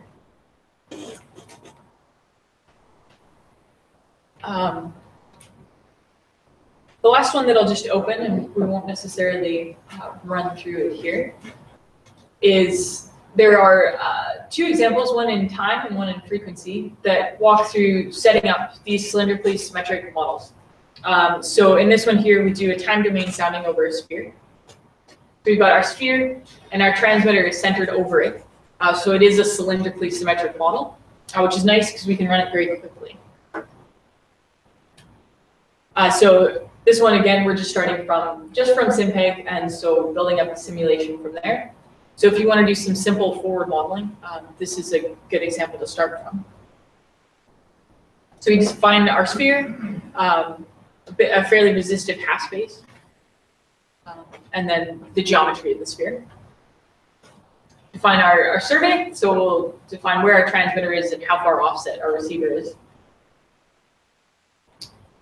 In this case, because we're in the time domain, we're going to use the diffusion distance to define our mesh. So again, the minimum diffusion distance is going to control our smallest cell size, and the maximum tells us how far our domain needs to extend. So we set up a mesh, and then plot it to make sure that it is going far enough, and then we can zoom in if we want and make sure that our finest cells are fine enough. Once we have a mesh, we can discretize our model and plot it up, make sure it looks like what we're expecting. So we've got our air, our resistive half space, and our sphere. So we'll set up our survey, and then we can go ahead and run the forward simulations. So we're going to do two. We're going to run one with the sphere and one without the sphere, so that we can actually see if our survey that we've designed in this case can see it. One of the things you might want to look at, in this case, we're plotting dB/dt. So you can look at dB/dt or currents. We've tried to make all of the fields and fluxes everywhere easily accessible. This is an important thing when you're thinking about survey design, is where are things changing, where are the currents. So if we go through time here, you can see how dB/dt changes through time. So at very early times, what's going on as we go later and later in time. And that blue dot is, I believe, our receiver location. So you can see as we go later in time, it's diffusing further into the sphere.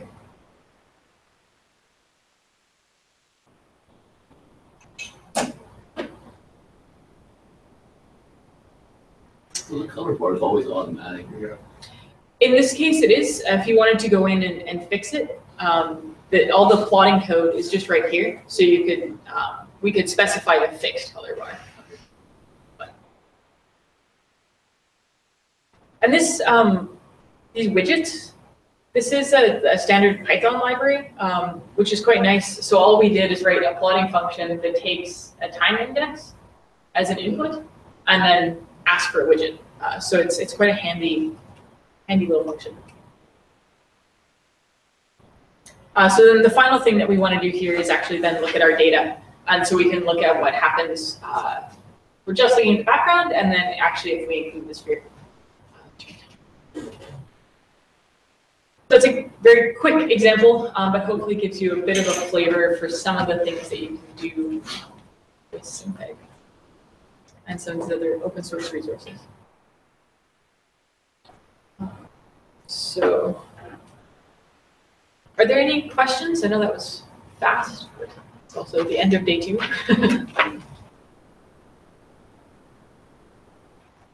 Oh, fair enough. All right, well, thanks, everyone. Yeah, just a simple question. Could you write a widget that would change the color bar once you've done the calculation? Yeah. Yeah. Yeah, so all you would need to do is provide like bounds basically as an input to your plotting function. So, yeah. Determine the bounds. Yeah.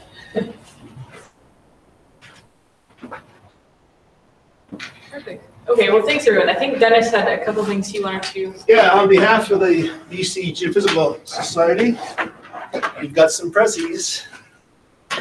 First, for your able-bodied assistants. 1, 2, Lindsay, thank you very much. Starbucks, you're welcome. Wonderful. And you got to come up. Oh, Thank you very much. my pleasure.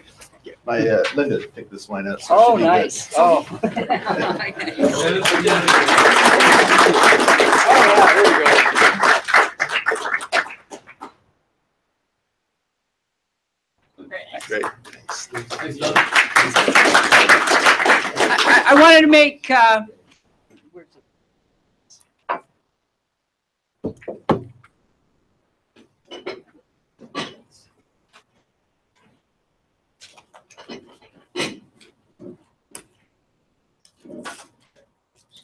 Does that work? Does that work? Yeah.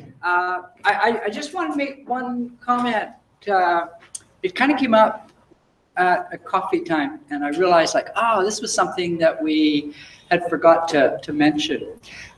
As we were traveling around through various places, one of the things that became apparent, and in particular in Adelaide, that we thought, you know, we're trying to establish a community and get interaction. At the same time, we're continually trying to find problems that are interesting, that would challenge young researchers as they go into university. And we started what we called a wish list.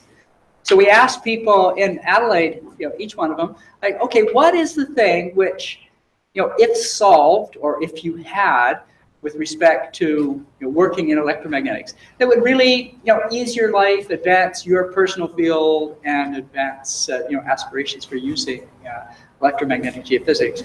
And it really kind of resonated with people there, but we never really integrated it into our routine. And I was thinking, well, this audience here is probably one of the best audiences to have. I mean, you've got so much experience with respect to using electromagnetics.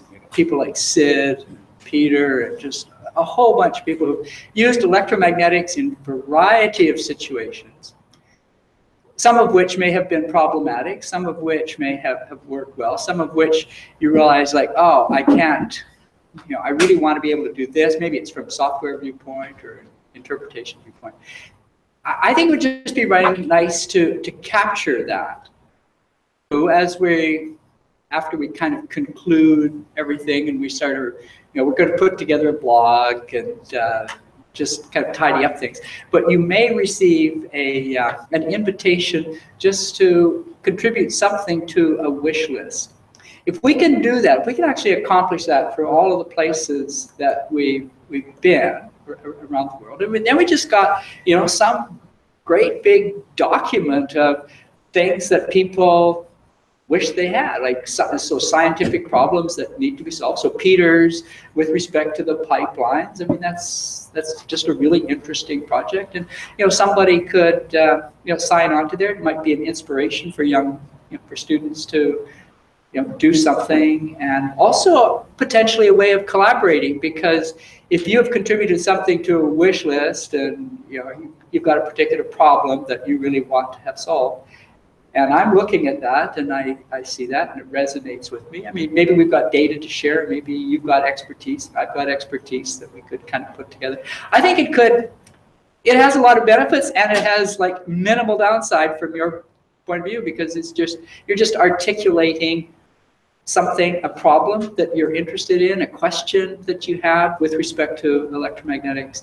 And I think it would just be a benefit to everybody. So we're going to put that in, and it'll be kind of like a little Google form where you could fill things out and log it in. What question do you really want to have solved? Anyway, listen, I really want to thank everybody for being here. This has been the most, I think, the highest intellectual kind of grade of audience that we've had with respect to electromagnetics as we've gone worldwide.